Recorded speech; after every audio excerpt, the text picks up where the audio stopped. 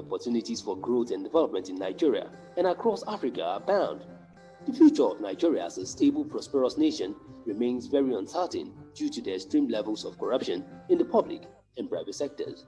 This is why the Lagos Chamber of Commerce and Industry, in collaboration with Center for International Private Enterprise, is hosting the first Africa Business Ethics Conference to hold in Nigeria, providing a platform for insightful and constructive deliberations about tackling corruption in Nigeria and in Africa as a continent. The theme for ABEC Nigeria 2020 is tackling corruption to reduce poverty, unemployment, and insecurity. This presentation is orchestrated to interrogate the manifestation and impact of corruption in the following spheres of the Nigerian economy. 1. What really is the cost of corruption to you as an individual and to your business? 2. What is the cost of corruption in the informal and underbanked sector? And 3. What really is the cost of corruption on security, peace, and freedom? From a survey on MSMEs and businesses in Lagos, Kano, and Aba, the Lagos Chamber of Commerce and Industry found that 76% of MSMEs said they paid a bribe to a government official in the past few months. Processing consistency and lack of transparency in regulatory agencies increases cost of processing official requirement by between 5 to 50%. Little wonder Kofi Annan once said, if corruption is a disease, transparency is a central part of its treatment. Your Excellencies, distinguished guests, ladies and gentlemen, the topics for our plenary and breakout sessions for day 1 shall cover the following issues. A. Tackling corruption in the maritime industry. B. Transparency and accountability in public procurement and spending. And C. The supply side of corruption, prioritizing ethics and integrity in business culture. Seeing is believing. When you are supposed to get something out in time and you are not getting it, and at the end of the day, when money exchange hands, you get it out. I mean, you have to weigh your options. We are on the verge of completing registration with a government agency in Nigeria here, and the funny thing is, in bringing that product to market, and particularly from an SME standpoint, we had to take loans, and it took us 2 years.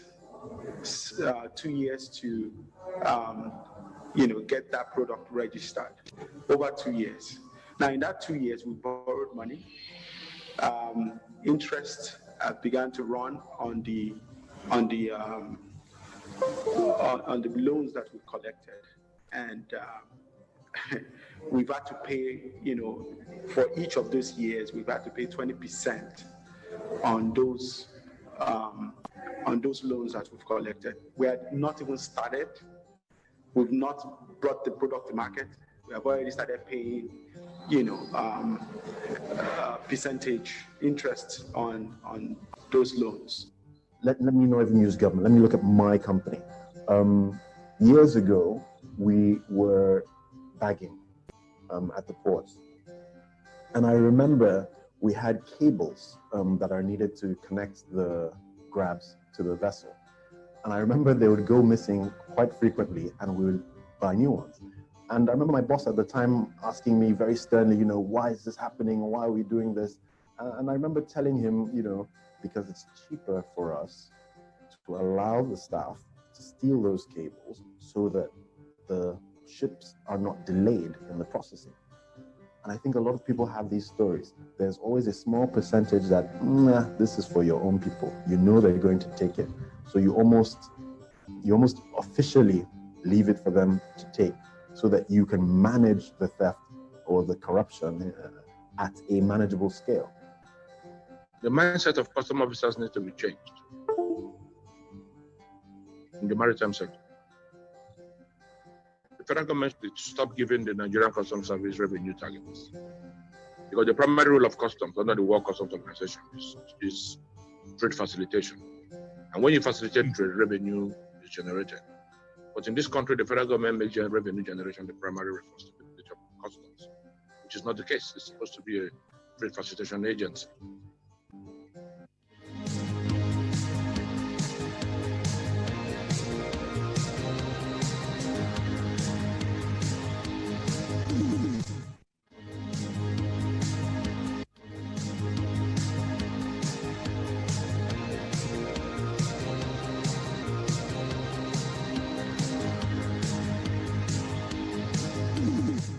Your Excellencies and captains of industry, welcome to Day 2 of Africa Business Ethics Conference 2020. Our topics for plenary and breakout session for Day 2 shall cover the following issues: the menace of corruption on the engine of growth in Africa, empowering the media and promoting press freedom to tackle corruption and strengthen accountability in Nigeria, harnessing technology to mitigate corruption and to maximize public policy for public good. Before we start, let's ask, what is the cost of corruption to consumers? Well, I think there are different angles we can look at. Let's look at it from a study point of view. MIT did a study some years ago, and even though it was an international study, I think Nigeria applies as well. And that study showed that consumers like you or myself are willing to pay up to about 10% higher for goods that we are sure of the supply chain, we are sure has no corrupt influences, we are sure that has an authentic chain all the way through that no one has tampered with. So on the surface, the first point is that when we know there's no corruption, we know that consumers want to pay more. Level and the stage at which it has become systemic is principally fueled by the public sector, not just politicians, but civil servants. And in the country, with the level of poverty we have, anybody that makes money is celebrated, and nobody cares about how the money is made. So it elevates corruption to the level of if I may use the word in inverted commas, an endorsed process for making money. So there is no level playing field for young graduates to go into honest business. The situation is that it's either you take it or you leave it. And the moment you start mentioning their names in the press, they start running back to ask, you should have called us. Why do we have to? Are we not paying for these services? We don't have to. And as industrialists, we need to be encouraged, because there are a lot of frustration when it comes to manufacturing. Apart from frustration that is eating you up, there's financial loss. Our cost of financing is extremely high. We do not have access to credit. And if you put that in the context of a country that's importing probably about 300,000 to 400,000 vehicles, and these are the used vehicles, it then helps you put into perspective the problem we're dealing with. We only import maybe about 10 to 20,000 new vehicles. So that tells you that we can't afford the new vehicle. If revenues are low, if incomes are low, the natural tendency is to go for the cheaper car. If you've got porous borders, if you've got officials who are either delaying your car at the ports and it's accruing demurrage, or you have to wait for ages before you can clear the car, then you've got another set of waits, for you to then license the car. Then you find that people will, we don't support it, but people will try and cut corners. And cutting corners will include, misregistering their vehicle so that they pay a lower amount. But it also extends to things like we ourselves as a country need to be honest and true to ourselves. Benin Republic, in the same year that the auto bill was launched in Nigeria, which took customs duty rate from about 22% to 70% in some instances.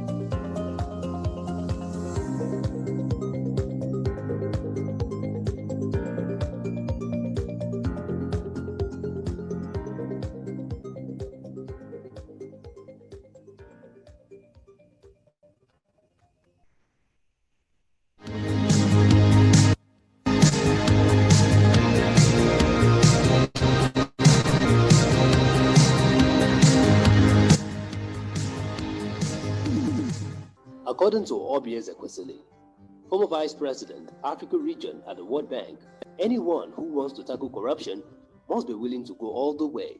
There are no shortcuts. Extracts from a PwC report shows that corruption in Nigeria could cost up to 37% of gross domestic product (GDP) by 2030 if it is not dealt with immediately. This cost is equated to around $1,000 per person in 2014 and nearly $2,000 per person by 2030. The effect of this loss is felt throughout the country, from the private sector, defense and security, education and health, to mention a few, therefore making the country vulnerable to minor and significant shocks, such as the COVID-19 pandemic. Due to corruption, Nigeria's entrepreneurs and businesses suffer some of the highest costs of operations in Africa, resulting in stagnating and receding economic and developmental progress. Although the opportunities for growth and development in Nigeria and across Africa abound, the future of Nigeria as a stable, prosperous nation remains very uncertain due to the extreme levels of corruption in the public and private sectors. This is why the Lagos Chamber of Commerce and Industry, in collaboration with Center for International Private Enterprise, is hosting the first Africa Business Ethics Conference to hold in Nigeria, providing a platform for insightful and constructive deliberations about tackling corruption in Nigeria and in Africa as a continent. The theme for ABEC Nigeria 2020 is tackling corruption to reduce poverty, unemployment, and insecurity.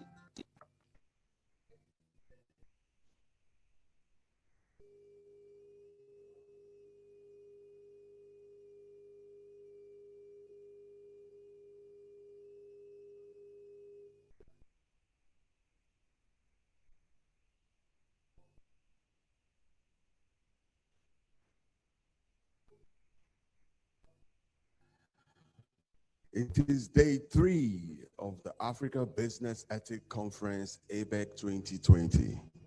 And I say a big welcome to all of you. For those who might just be joining us for the very first time, it has been a 3-day event, and today is day 3, as I mentioned. For those who might just be joining us for the very first time, the Africa Business Ethics Conference 2020 is organized by the Lagos Chamber of Commerce and Industry in collaboration with the Center for International Private Enterprise, CIPE. And as you saw from the last video that I just played before I came into the screen, this year's theme is aptly titled, Tackling Corruption to Reduce Poverty, Unemployment, and Insecurity. And what an event it has been. From day 1, we have been hearing and listening to wonderful speakers come on stage from their various locations, because of course this year's edition is a hybrid edition. We're doing a combination of a real-life setting here at the LCCI headquarters in Lagos, Nigeria, and of course virtually. So most of our speakers have spoken to us from their various virtual locations, and what an event it has been so far. If you've missed the 2 days that has happened, well, don't feel too despaired, because today's edition, the final day 3, promises to be equally impactful. I've been your host since the past 2 days. My name is William Tuzomba. I'm a media consultant with Connect Nigeria, and today's edition, as I said, promises to be engaging and eye-opening. Now, before we go into today's program proper, just as we've done for the past 2 days, I want to read out some of the VIPs that we shall be expecting, both as speakers today and also to give us some goodwill messages. First on my list, of course, is our guest of honor, who we definitely will be expecting will join us sometime much later today. And it's no other person than His Excellency Professor Yemi Osibanjo, GCO, and the Vice President of the Federal Republic of Nigeria. He will be joining us much later today. We're also going to be having Dr. Al-Bagher Alafi. He's the Chief Executive Officer, CASE, Sudan. We're also having Mr. Harun Sidat, Senior Consultant, Governance and Anti-Corruption, West Africa. We're also going to be having Miss Aisha Osori, Executive Director, Osiwa. Mr. Lars Benson, Regional Director for Africa, CIPE. He will also be joining us. Mr. Muhammad Ashiru Baba, FSI, FCAI, MNIM, Director, Education, Independent Corruption Practices and Other Offenses Commission, ICPC. Also, we'll be having Reverend Father Ehusani, Executive Director, Lux Terra Leadership Foundation, Ms. Fatma El Mawi, CEO, Milestones Resources, Nairobi, Kenya, and Mr. Richard Bystrong, CEO, Frontline Anti-Bribery, former FCPA violator and FBI UK cooperator. And finally, on my list for now is Chief Chris Okunowo, President, Chairman of Council, Institute of Directors, IOD. So these are some of the wonderful dignitaries we shall be expecting to grace today's occasion for us. Now, moving to today's agenda proper, just as I said, the past 2 days has been very engaging, and we want to continue to say a very special thank you to our chief host, the current president of the Lagos Chamber of Commerce and Industry, in person of Mrs. Toki Mabogunje, who gave us our welcome address on day one. And I've also been informed that she most likely will also be present with us today or be represented by someone. Also bearing in mind that she also has some other engagement with some other events happening right about now. So moving on to today's program, right now we want to mention and remind you that the ABEC Ambassador Challenge has been concluded.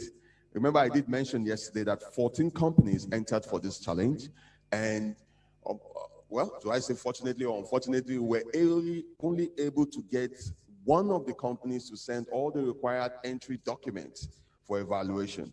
So sometime towards the end of today's program, when we shall be announcing the winners from the 3-minute pitch challenge, we're also going to be announcing the new ambassador for the APEC.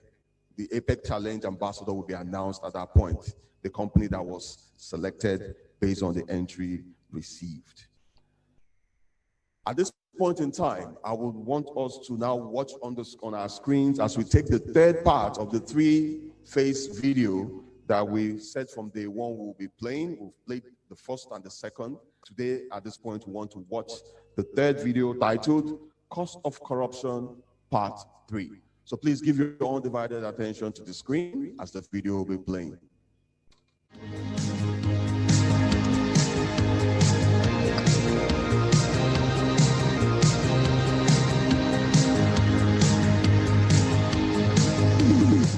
Distinguished guests, ladies and gentlemen, welcome to Day 3 of Africa Business Ethics Conference 2020. As we conclude this event that will kickstart the needed change and transformation, let us bear in mind that today's focus shall be the building block of anti-corruption efforts that requires strong personal ethics. This discussion will focus on the interplay between personal ethics and the larger community. Companies have left because they cannot operate here. I remember a few years ago, one of the big freight companies, an American company, had to leave because of the American corruption laws, the Foreign Corrupt Practices Act. And I remember the newspaper article said, given the introduction of the FCPA in the US, which applies worldwide, they can no longer operate in Nigeria.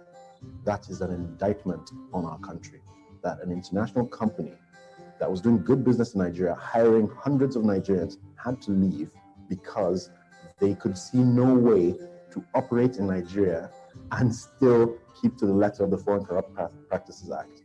They have essentially told us that it is impossible. Well, there are several reasons, because it's become systemic and it's almost becoming like a culture. And sometimes the efforts to address the issues are more cosmetic and do not go to the root of the problem. It's kind of, being institutionalized. It's cheaper for you to import a car into Benin Republic and then drive it through a porous border. Interestingly, for about 3 years in the last maybe 6 years, Benin Republic has been importing more cars than the whole of Nigeria. And you ask yourself, we've got 11 million cars on the roads of Nigeria. I don't know what the population of Benin Republic is in total, but to import 200,000 to 300,000 vehicles into Benin Republic, you need to ask yourself the questions: where are those cars ending up? And if they're ending up in Nigeria, then there must be somebody or a group of people who are helping those cars that have bypassed, the borders and the border controls and paying duty, help them get the licenses.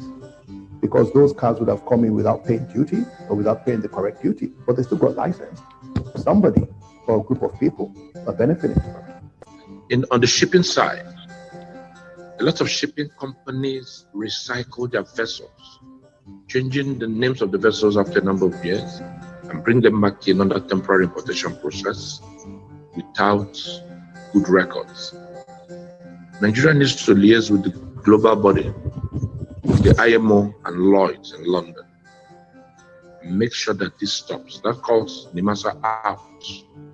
That calls the Customs Service out to address this specific, because Nigeria is losing a lot of revenue that would have been paid to government as full duty, and is rather made as a temporary importation. That is corruption against the government itself.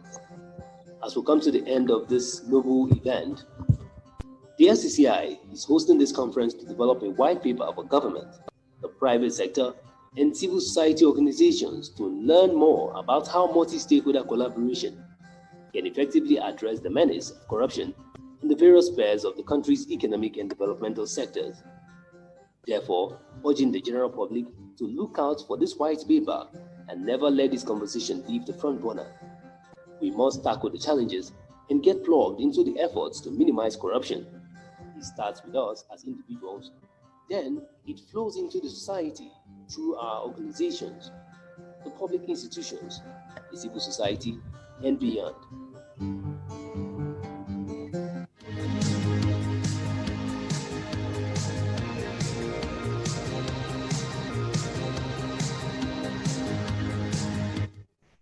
Thank you very much for the video. Okay, right about now, I want to also read out some special guests that we are expected for today's program. On my list here, I have Mrs. Omowumi Gbadamosi, who ably spoke with us yesterday. She's the country director, Africa SIPE. She will be with us. We also have Mrs. Mojisola Bakare, who's a general manager for Sterling Bank and also a vice president here at the Lagos Chamber of Commerce. We're also going to be having Mr. Patrick Obat, Chairman Standard Chartered, Kenya. He was also one of our passionate speakers yesterday. We can't forget the wonderful delivery he gave us yesterday, and we can only say thank you, sir, for that passionate delivery on proper ethic behaviors in the workplace. Right about now, ladies and gentlemen, we want to move to the very first plenary for today, and it's titled 3 Lessons About Progress, Development, and Peace from Africa. Now, the anchor for this plenary, this first plenary today, is Dave Peterson, National Endowment for Democracy contributors, and to be joining him are the following individuals: Dr. Albagir Alafi, anti-corruption expert and CEO, CASE, Sudan; Harun Sidat, senior consultant, governance and anti-corruption, West Africa; and finally, Aisha Osori, executive director, Osiwa. These individuals will be part of the plenary that we're about to go into right now. So ladies and gentlemen, right about now, please make welcome as we invite all the panelists that will be part of this plenary that we're about to take, titled 3 Lessons About Progress, Development, and Peace from Africa. So I would like to welcome Mr. Dave to take over from this point and introduce all of them. Welcome, Mr. Dave. Thank you, Mr. Amin. It's really a pleasure to join this. It's really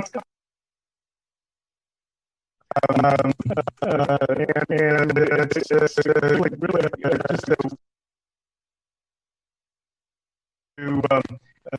to moderate this panel.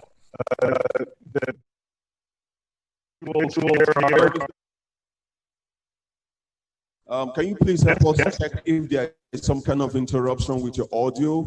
We seem to be having this very distorted audio. I don't know if it's from your end or our end, but just help us check if there's no distortion in your audio setup. Okay. How do I sign? It's still very distorted. I'm not sure what's happening. Are you connected to more than one devices? It sounds as if there's an interruption, and most times that happens when you're connected to more than one devices and they are at very close proximity. No, I only have one. Okay, let's okay. A second. Let's see if the technical team can figure out what the problem is. It's really, the distortion is pretty loud, so it's.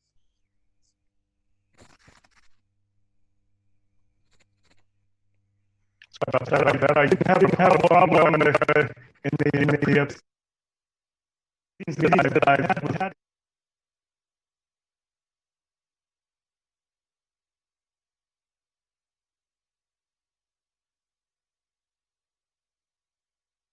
Can any other person from the panel speak to us? Let's ascertain that the problem is. Speak. I mean, I can hear you very clearly, but I can't hear Dave. Yeah, same here. Same here. Okay. Yeah, I can hear the moderator clearly, but I can't hear Dave. So Mr. Dave, so Mr. Dave, the problem seems to be from your end because all the other panelists are loud and clear with us. Yes, I'm not sure what to do. Can you talk without the headphone that you're using? Can you disconnect the headphone and just speak right into your laptop? Let's see. Okay, speak to us, sir. Is that better? Better. Perfect. We're good. We're good to go. We're good to go. Well, welcome. You have the floor, sir, so go ahead. Great, that's a relief. Well, like I say, it's a pleasure to be moderating this panel this morning. The panelists are all known to me in one fashion or another. You know, we've got a very broad topic, very challenging. I think we're looking at the big picture to conclude the conference. You know, the progress, development, and peace. I think what we would like to get out of this discussion this morning is some ideas about, in the struggle against corruption, how we might go forward. And so Dr. Al-Bakir Afif Mukhtar from Sudan has a very rich experience in the struggle for democracy and human rights in Sudan. He's is a leader of CASE and another organization, TRAC. He has often put his life on the line. He spent some time in prison, but today he tells me that he's actually being given an office in the foreign ministry to you know, do his work. I think that's a testimony to the dramatic change that has just occurred in Sudan in the last year or two. But there's still some very enormous challenges that remain in Sudan, and the fight against corruption in particular, I think, is one that Dr. Al-Bakir will give us some insights into, and how an entire nation can address these very fundamental problems. Next, we have Haroon Sadat, who, again, I've had some contact with over the many years that he's been running SIPE's program in out of Mauritania. There, he's been able to look at the problems of democracy and business development across the Sahel.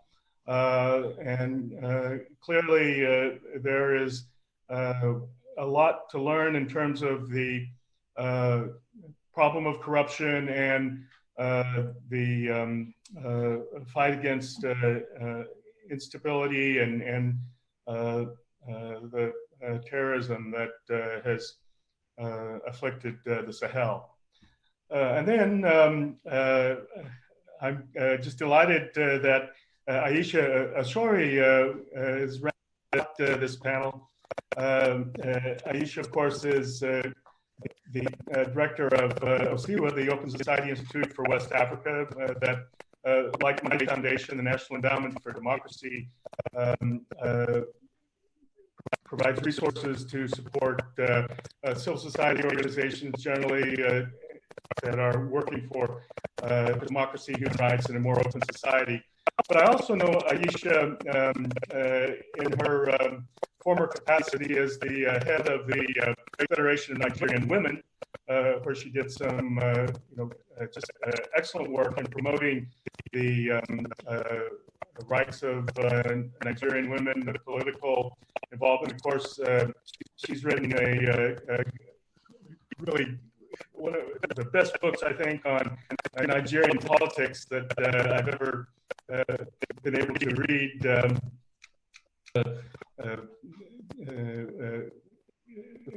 I'm trying to remember the name now. Love does not win elections. That's it. Love does not win elections. So I think that sums it up. She'll give us a perspective, I think, on some of the political challenges that are involved with the fight against corruption across Africa. So I think with that brief introduction, I'm told the sound is still not very good, but I guess the panelists who you really want to listen to this morning anyway. I will hand it over to Dr. Al-Bakir to start us off. Oh, thanks, Dave. And I'm pleased to be here. Hi, everybody. I'm excited to be in this panel and also just to share with you our experience in Sudan,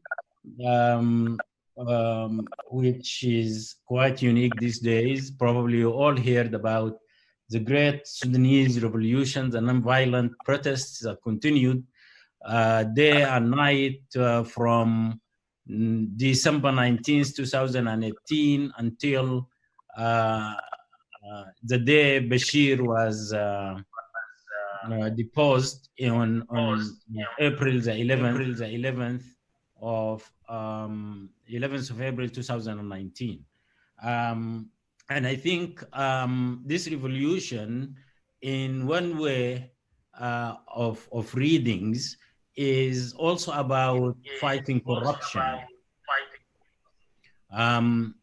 Because the Bashir regime is a corrupt, or was a corrupt regime from head to toe.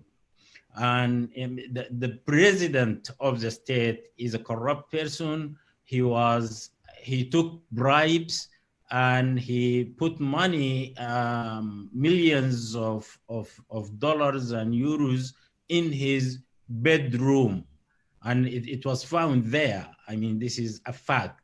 So, and all the officials, I mean, in the past 30 years, corruption has trickled down from the head of state until it reached every person who could find a way to extract money from whatever he has or she has, whether it is an office, it is a service provision or whatever, if it is a policeman or a policewoman, everything, they just had to get some money.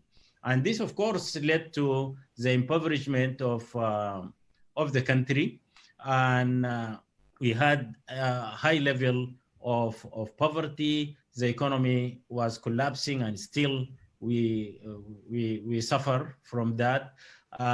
Education collapsed. All services, health is being privatized. The education is being privatized. The state simply took her hands off of anything that provide for the people, and abdicate its job, and in the end we had to really get to the streets and get rid of the whole thing, and we paid a lot. I mean, Bashir, one thing that he did was simply to turn to produce and create tens of security apparatuses and militias and tribal militias, and so they started, you know, to kill people and to intimidate, try to intimidate the Sudanese people. But finally, we are able to get rid of the regime.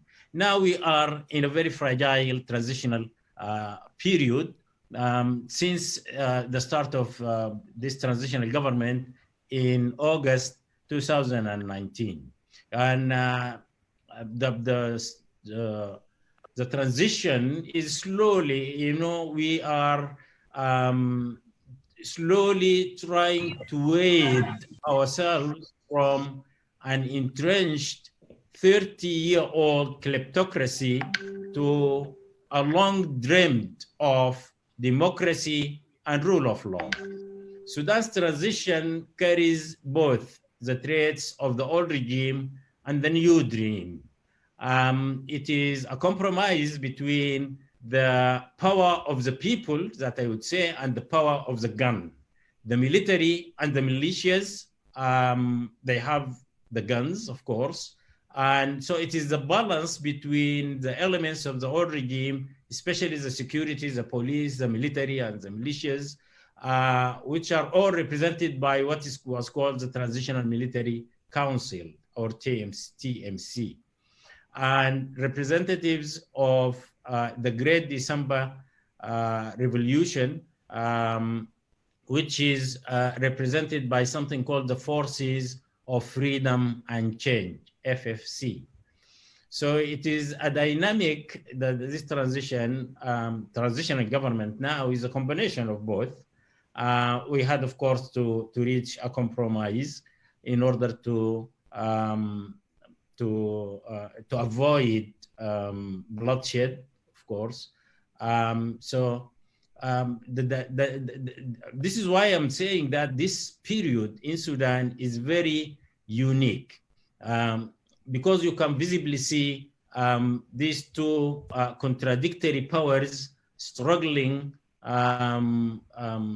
you know, and creating this dynamic between the military and the Madaniya. The Madaniya means the civilian governance. And of course, Madaniya was one of the greatest slogans of our revolution.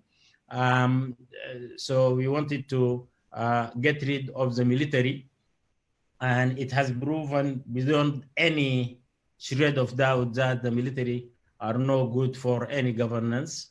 And there are, you know, the military ruled Sudan most of its independent era. I think 3/4 of the time was we were under this military rule. So the Madaniya became one, or the civilian rule became one of the greatest slogan of our revolution. But I mentioned the relationship between the revolution and the corruption of the regime.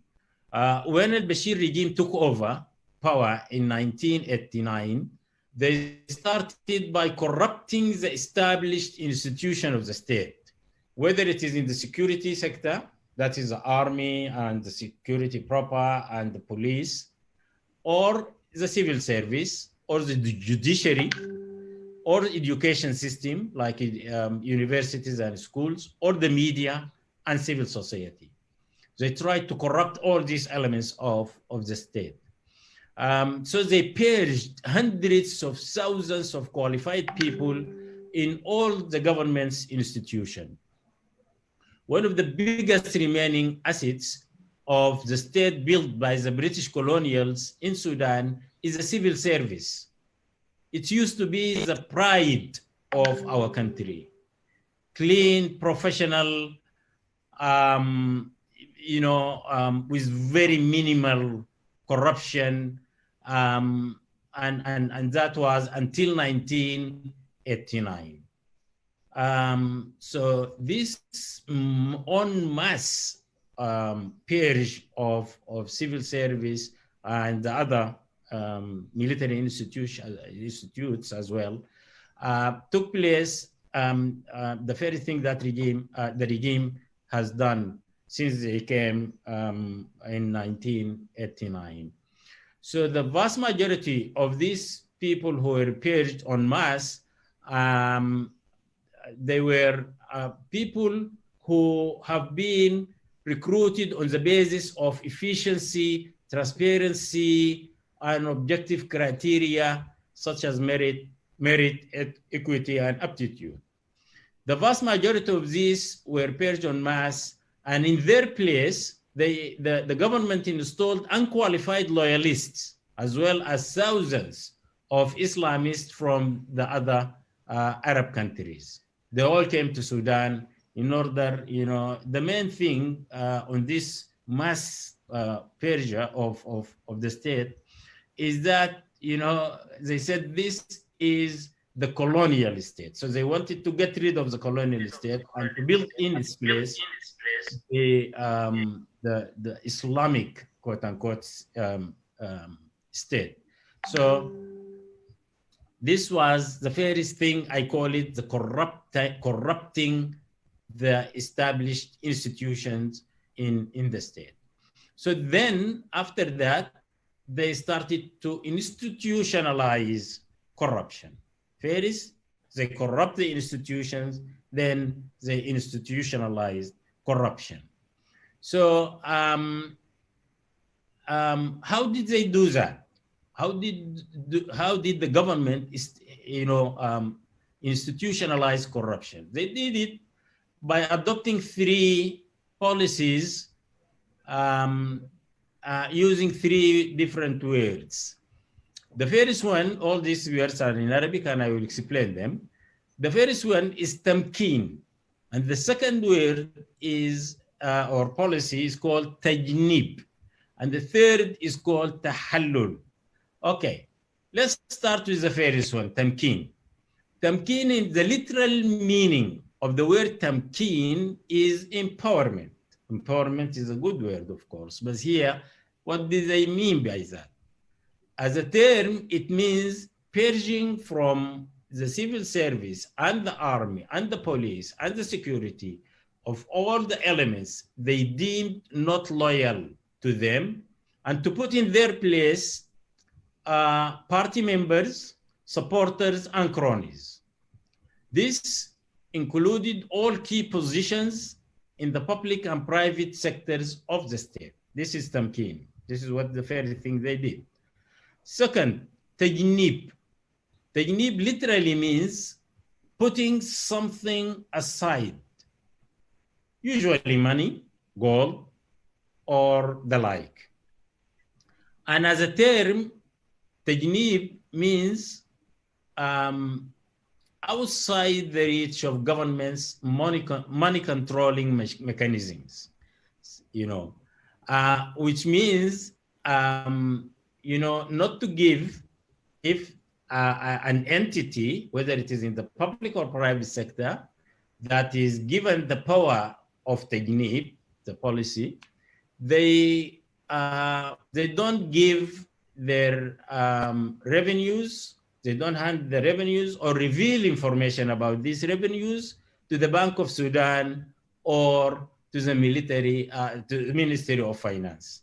So they control money, they run money outside of the government or the state institutions that are supposed to control and supervise the movement of money in the country.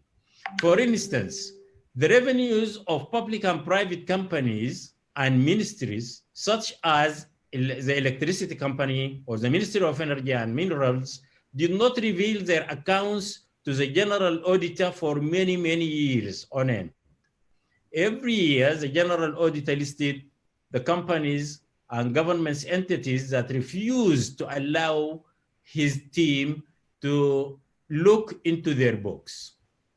In 2012, the amount of money outside the control of the Ministry of Finance and the Central Bank of Sudan was estimated as 1/3 of the total GDP. This is 2012. Look at 2020 now. The Prime Minister of the transitional government, Dr. Abdullah Hamdouk, he said that 82% of our GDP has been and still is circulating outside the control of government. He said Ministry of Finance only controls 18% of the general GDP of the country. Yep. Your discussion of the problem of corruption in Sudan is, I think, very compelling and interesting. But I think we have two other panelists that also need some time to talk about their issues. And so perhaps if you could quickly... Sorry for that. We'll come back to talk, I think, more too about how things have changed in Sudan and what is being done to fight the corruption. Yeah, yes. I'm sorry for that because I had to... I realized that I had to ask how much time I have, but I can stop here. Anyway, you have an idea now. In what comes, probably I would just say a few words about what is being done until now. Thank you very much. I'm sorry for that. Not at all, Abakir. It was very interesting. Haroon, can you take us through the problem of corruption in the Sahel and some solutions that you're working on? Thank you very much. It's a great pleasure to be with such a knowledgeable team on this panel, and seeing some of the senior people and really having a perspective, historical perspective. It's always very enriching. In the Sahel, we have a situation that basically is very similar initially to what Dr. Bakir has just mentioned about the militarization of the systems. In fact, all the countries were led by military type regimes all the way to probably the early 90s when there was a big wave of democratic requirement. It's very important to understand that democracy was not a demand from the grassroots. Democracy was a demand from the international community. Therefore, there is no ownership of that process at the local level during the 90s. So many countries have basically shifted the military gears to civilian gears, and while the control remained to be military control, the military people who basically retired from the military or decided to leave, at least to symbolically leave the military, were put in charge to please the international community, especially the donor community that is actually funding many of our states.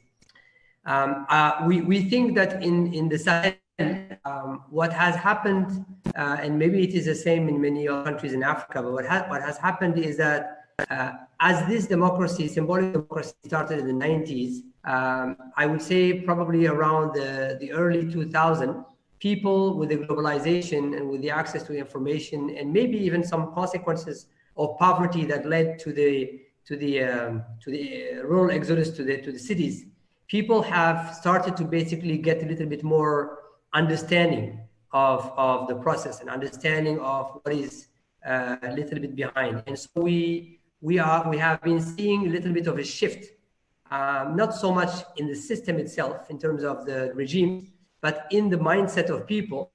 So I would say that emotionally or mentally, there is a transitional phase for a real demand, a real democratic demand from the people. With the education level being the way it is, and a lot of the challenges, many people are still very unclear and very much sensitive to counter messaging and counter rhetorics. And that vulnerability, unfortunately, in the Sahel particularly creates a big issue. Because anytime there is a rejection of the system, a rejection of their understanding of democracy or their understanding of what is happening, there is an immediate rejection of the Western support, which is basically supporting that system. So democracy is starting to become a little bit more of a bad word, in the sense that it is a Western concept. And because it's a Western concept, corruption being part of what they're seeing as democracy, because democracy is not understood in its theoretical concept, it's understood in its implementation. So the way they are seeing democracy, what is being called democracy on the ground, they're seeing it as a way to enrich illegally people, to drive international donors' money into the very few, to abandon, and this is very important because this is a sentiment that we've seen in Mali, we're seeing now in Burkina Faso and Niger. We are seeing that many people see that the states is abandoning areas of their country because basically they don't have either the means or the interest. And so this manifestation of democracy is being seen as democracy. And so everybody in the very, very vulnerable areas are basically starting to reject the concept of democracy, associating democracy with corruption and trying to find out what other alternatives exist. And that is what exactly the extremist and terrorist groups are using. They're basically providing, at least on a theoretical level, they're providing an alternative. They're basically saying these regimes are being promoted by international donors, Western donors. They're promoted by the Western powers. Western powers are willing to implement democracy and anti-corruption and the right system in their countries, but they're not willing to implement it in your countries. Therefore, you need to find a way to reject and join the groups that will stand with you and stand with the right approach. And that right approach, the term right is very important, because right is now, it becomes a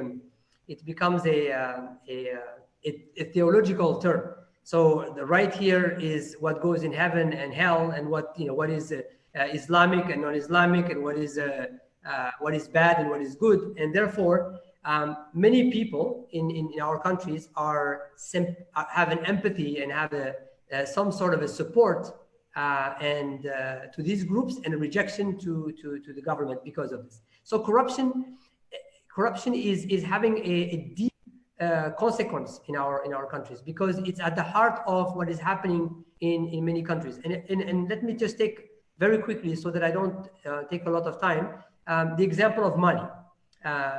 If we look today at how much money the international community, how much resources in terms of natural resources is actually declared to be paid to support Mali, and we look directly to the level of poverty and the increase of the incidence, that means the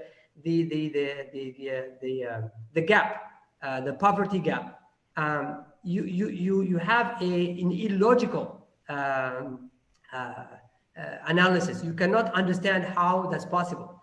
And the only thing that is logical is if you look at how much money Mali has gotten and how much potential Mali has, and you have the level of poverty, the only logical thing that you have is to see the increase of instability, because there is clearly something that is wrong.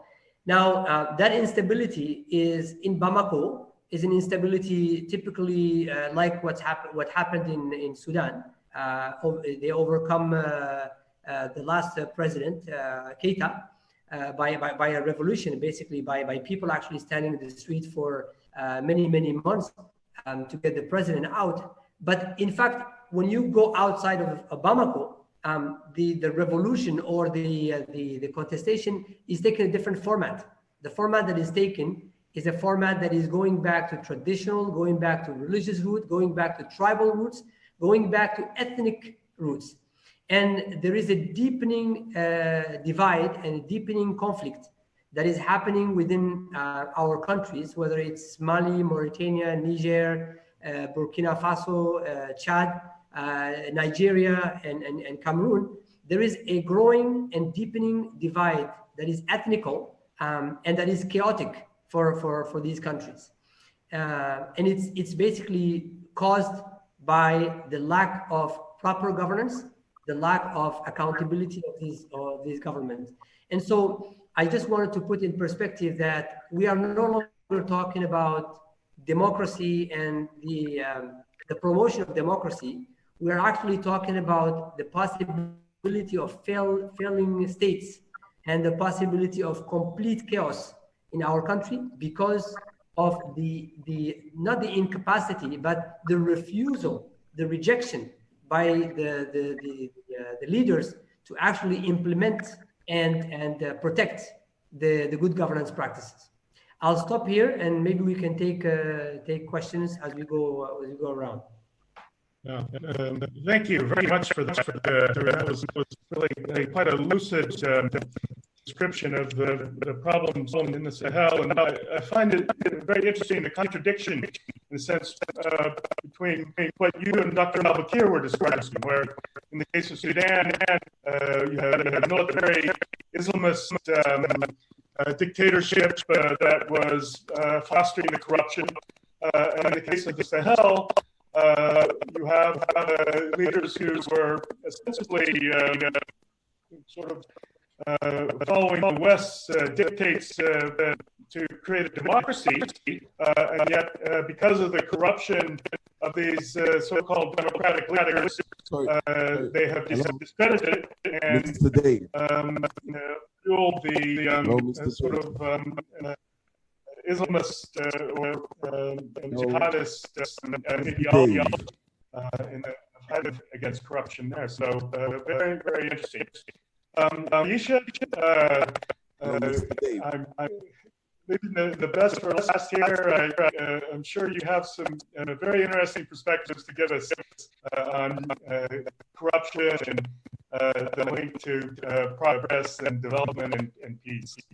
Hello, Mr. Dave. So thank you, Dave. It's all yours. Thank you for the introduction, and just say good afternoon, everybody. It's a pleasure to be here with you all. I'm really grateful to come in third or last, depending on how you want to frame it.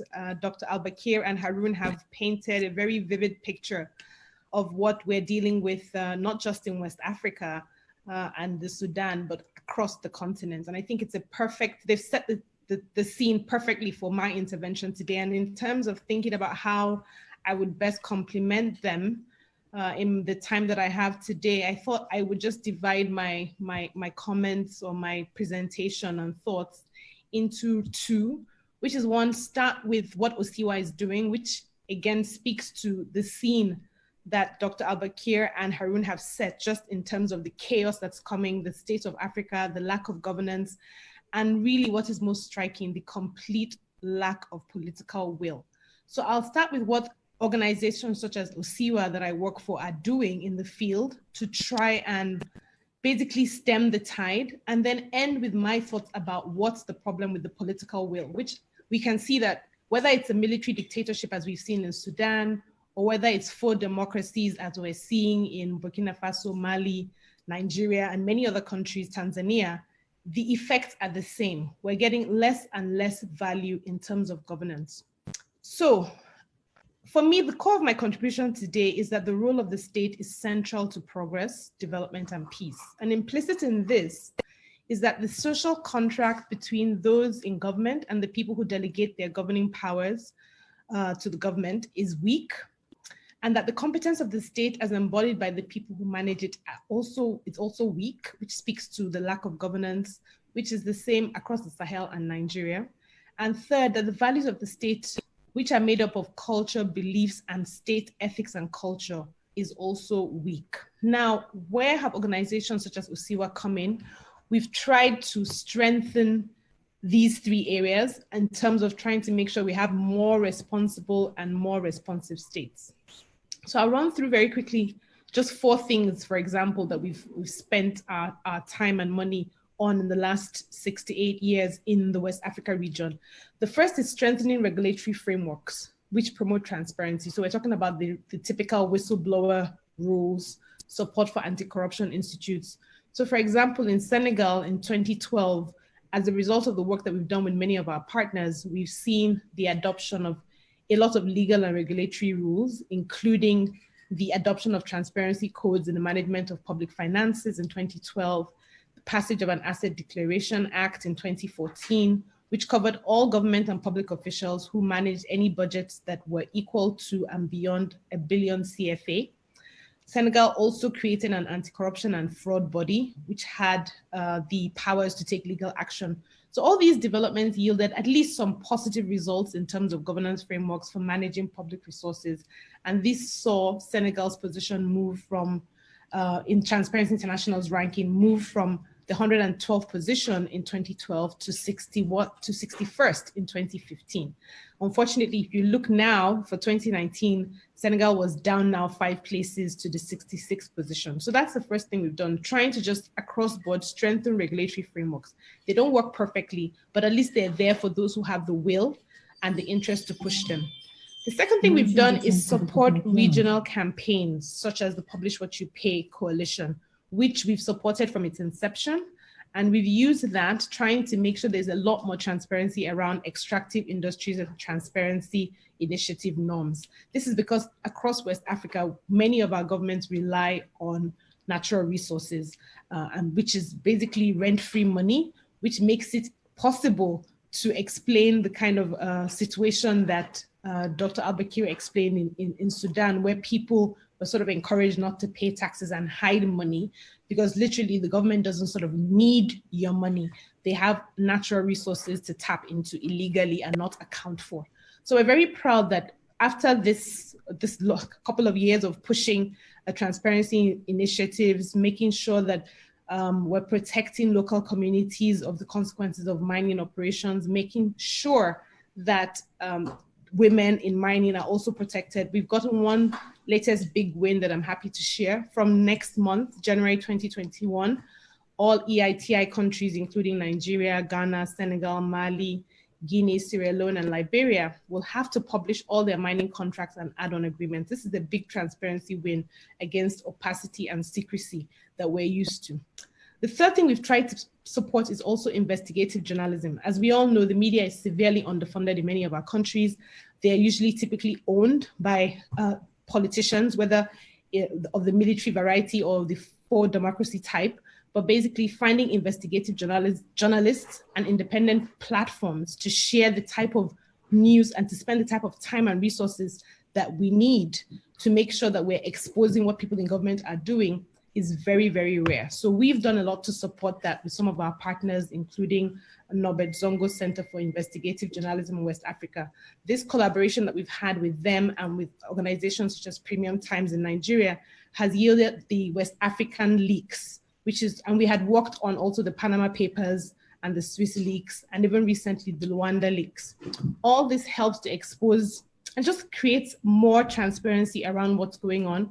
And we've found that some of what we've actually unveiled with some of the work of our partners has resulted in helping to identify strategies that we can adapt to make sure that make it harder for these tax havens where some of our elites take their money to, especially those in politics and those in public office. And then the fourth thing we've done is engaging the public. We've done this in many ways, including support for children's books in Liberia, including trying to revise education curriculums with partners in Mali, just to make sure that younger generations are more aware, more in tune of what corruption is like, how insidious it is, and how it sort of permeates through actually every sector of life, from health to education to getting your driver's license and getting your passport. Just everything you do that's involved with the state can become an area for corruption. So we've done that through music as well, through theater and other art forms, and try to engage the wider public. Now, why is this engagement of the wider public in the conversation around anti-corruption important? Because it builds knowledge, and we all know that knowledge is power. When we have a more aware, more engaged, even if they're not doing anything about it, the fact that they know what's going on, they have the numbers, they know the issues, it makes it easier when we have organic movements such as the EndSARS movement that took place a few months ago between, I think, mostly November into October into November. It makes it easy for organic movements to build power, because you now have millions of people who have been hearing this type of thing for a long time, who know the numbers, who've been hearing about the effects of corruption in the police, who can now join the campaign, support the campaign in different ways. Because at the heart of it, EndSARS movement was an anti-corruption campaign. It was a campaign seeking for the end of corruption and mismanagement of the police force, which triggers the exploitative mindset where underpaid policemen with guns feel emboldened to rob and kill citizens. The call to end police brutality is also an anti-corruption campaign, because the inability to hold the state accountable is a form of corruption.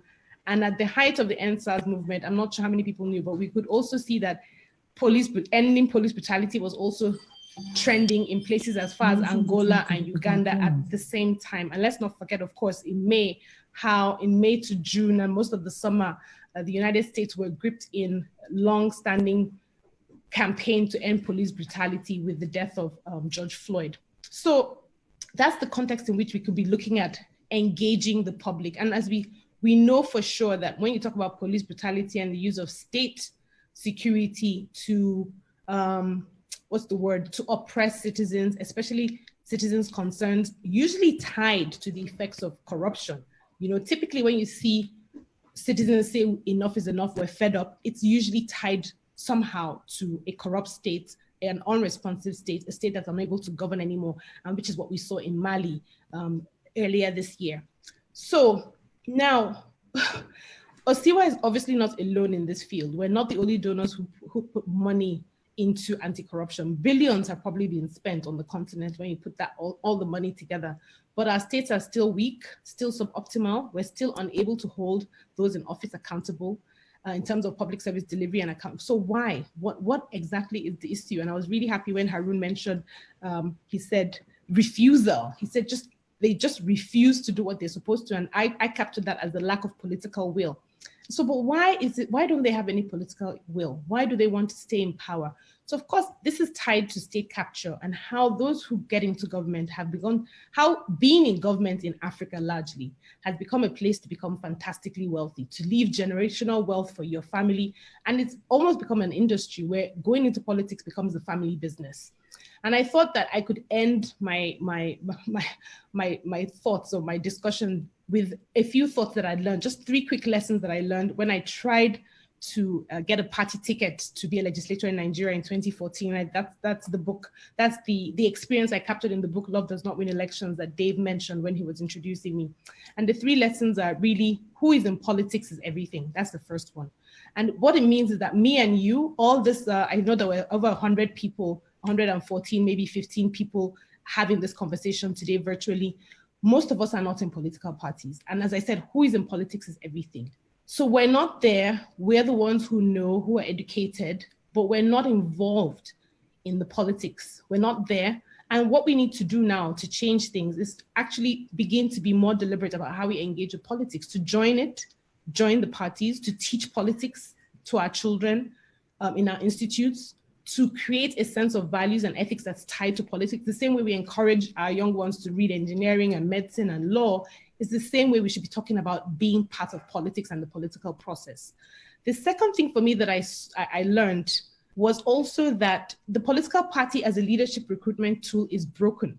This is a direct result of what you put in is what you get out. So again, it speaks to what I said about who is in politics is everything.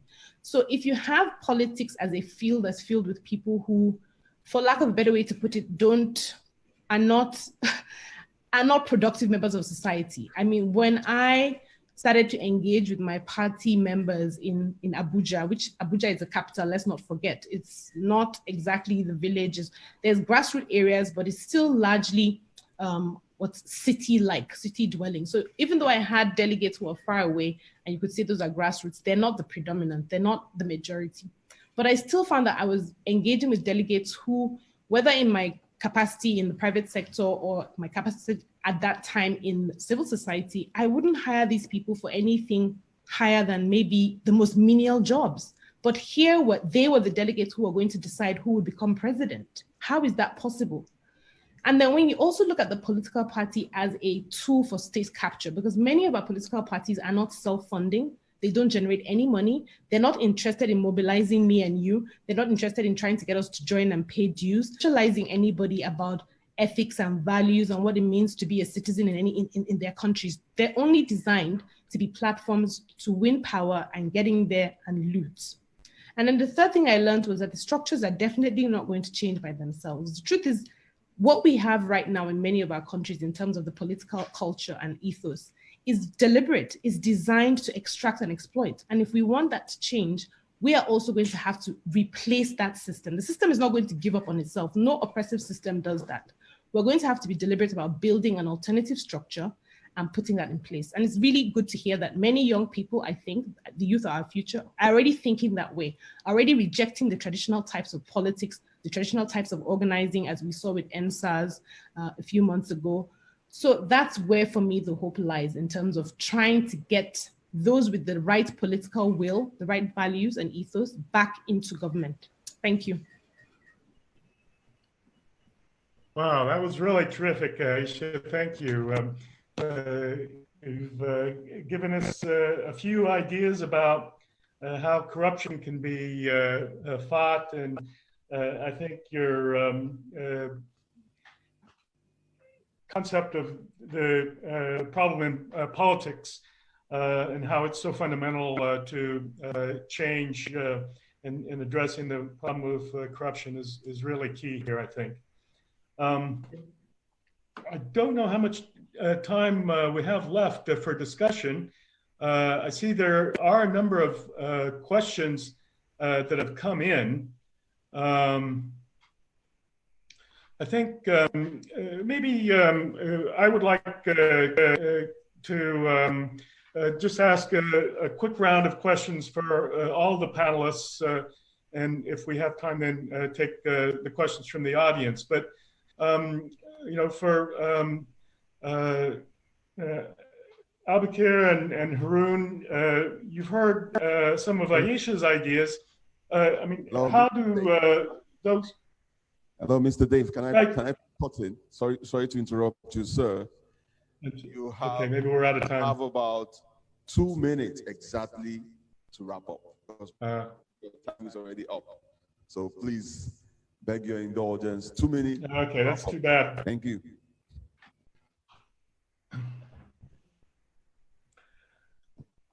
Well, I guess that just it gives me a little time to summarize then the contributions that our panelists have made this morning. It really was not enough time to dig into these issues, but you know, I think that clearly in the case of Sudan, the political change there has created the opportunity to remove the structures that were responsible for so much of the corruption there. And so it's a very hopeful time in Sudan, I think, but the challenge is enormous. Across the Sahel, I think Haroon has made a very compelling case for the challenge democracy that corruption presents, and not just democracy, but peace in terms of the feeling by the population that their leaders are corrupt, and that the only way to confront it is by rebellion. And then, finally, as I said, Ayesha,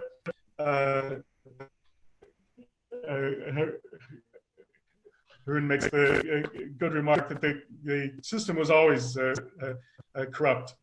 I think as Ayesha was suggesting, I think NSARS is a very good example of the sort of popular movements that can demand the change.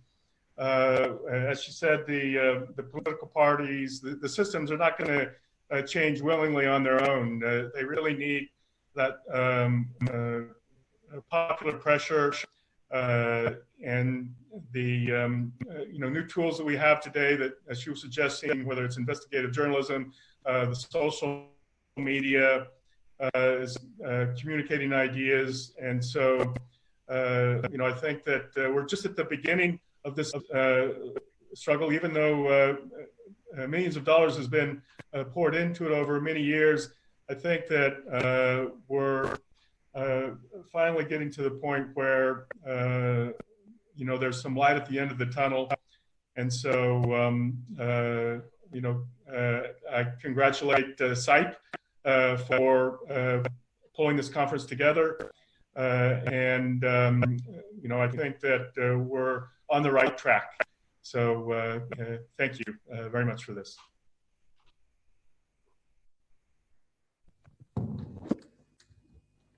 Okay. Please, can we give Mr. Dave and his team a round of applause from those of us here live? Thank you very much, Mr. Dave. So we're saying a very special thank you to Mr. Dave Peterson, National Endowment for Democracy contributors. And also we're saying a very special thank you to Dr. Albagir Alafi, anti-corruption expert and CEO Case Sudan, and also Harun Sidat, Senior Consultant Governance and Anti-Corruption West Africa. And finally, the only woman in the park, very important individual in the park, Aisha Otori, Executive Director, for that wonderful discussion. We say a very big thank you to you all. Thank you very much. And why that discussion, viewers, by so doing, also strip them of all properties and funds acquired during the process. Mr. Apatasin, Peter, made that contribution. So we say thank you for your contribution, sir. And for those questions that came in, maybe after, before the end of today's event, or even long after today's event, we will definitely provide answers to every single questions that are coming online. So those who send in those questions, be rest assured that your questions will get answers, if not today, even after the event is over, because this subject matter is an ongoing discussion. It doesn't end with just this event. It's a stakeholder discussion that would continue long after the event is over. Now, ladies and gentlemen, moving along, we're going to the second plenary, which is going to be another interesting one that has the subject matter. The building blocks of anti-corruption efforts require strong personal ethics. This discussion will focus on the interplay between personal ethics and the larger community. And the anchor for this plenary will be Mr. Lars Benson, Regional Director for Africa, SIPE, and the presenter will be Mr. Mohamed Ashiru Baba, Director, Education, Independent Corruption Practices and Other Offenses Commission, ICPC. And those that will be joining in this plenary includes the following names: Oluwadare A. Kolawole, Deputy Director of Socio-Economic Rights and Accountability Project, SERAP, Reverend Peter Ehusani, Fatma El-Mawi, CEO, Milestones Resources, Nairobi, Kenya, Richard Bystrong, CEO, Frontline Anti-Bribery, former FCPA violator and FBI UK cooperator. And finally, to join this panel list is Chief Chris Okunowo, President, Chairman of Council, Institute of Directors, IOD. Okay, I've been told that the name is, one of the panelists' name is Reverend Father George Ehusani, will be part of this list. So right about now, ladies and gentlemen, I want to hand over to the anchor for this plenary session in person of Mr. Lars Benson, Regional Director for Africa, SIPE. Welcome, sir. Thank you very much. Good afternoon, everyone. Welcome all of you to this final session of the Africa Business Ethics Conference. This plenary will focus on the roles, the responsibilities, and behavior that each of us as individuals must play in the fight against corruption. Corruption is manifested by the priority given to oneself over others, over egoism, over altruism, of personal over collective benefit. By the end of this session, we will be inspired by a panel of great speakers with practical steps and advice on how we as individuals can improve, what we can do in our businesses, and how to work with others to reduce opportunities for corruption. As we have heard over the past 2 days, anti-corruption is all about changing behavior. Each of us has an individual responsibility to do the right thing. We have a family responsibility to teach and demonstrate the right values to our children. And we have a community responsibility to do the right thing when no one is looking. But what is the right thing? Some of the core ethical values we hear about include trustworthiness, respect, responsibility, fairness, caring, and citizenship. As individuals, we need to demonstrate this at home, at work, and in our communities. For each of us, this is a personal journey of defining what is ethical and how to act with integrity. We will be challenged, perhaps daily. We will frequently fail, but hopefully we can learn from our own experiences and those of others and do better next time. We are not born with a good understanding of ethics and personal integrity. These are learned over time. Today, it is with a great pleasure that I would like to introduce you to a fantastic panel that will share with us some of their own personal stories and ethical challenges, but also provide all of us with recommendations about what each of us can do as individuals in our business, working with other government and NGOs so that we can change behavior to become all individual leaders in the fight against corruption. The panel today includes Reverend Father George Ehusani. He's the Executive Director for Lux Terra Leadership Foundation. We as well have Richard Bystrong, the CEO of Frontline Anti-Bribery LLC, former FCPA violator and FBI UK co-operator.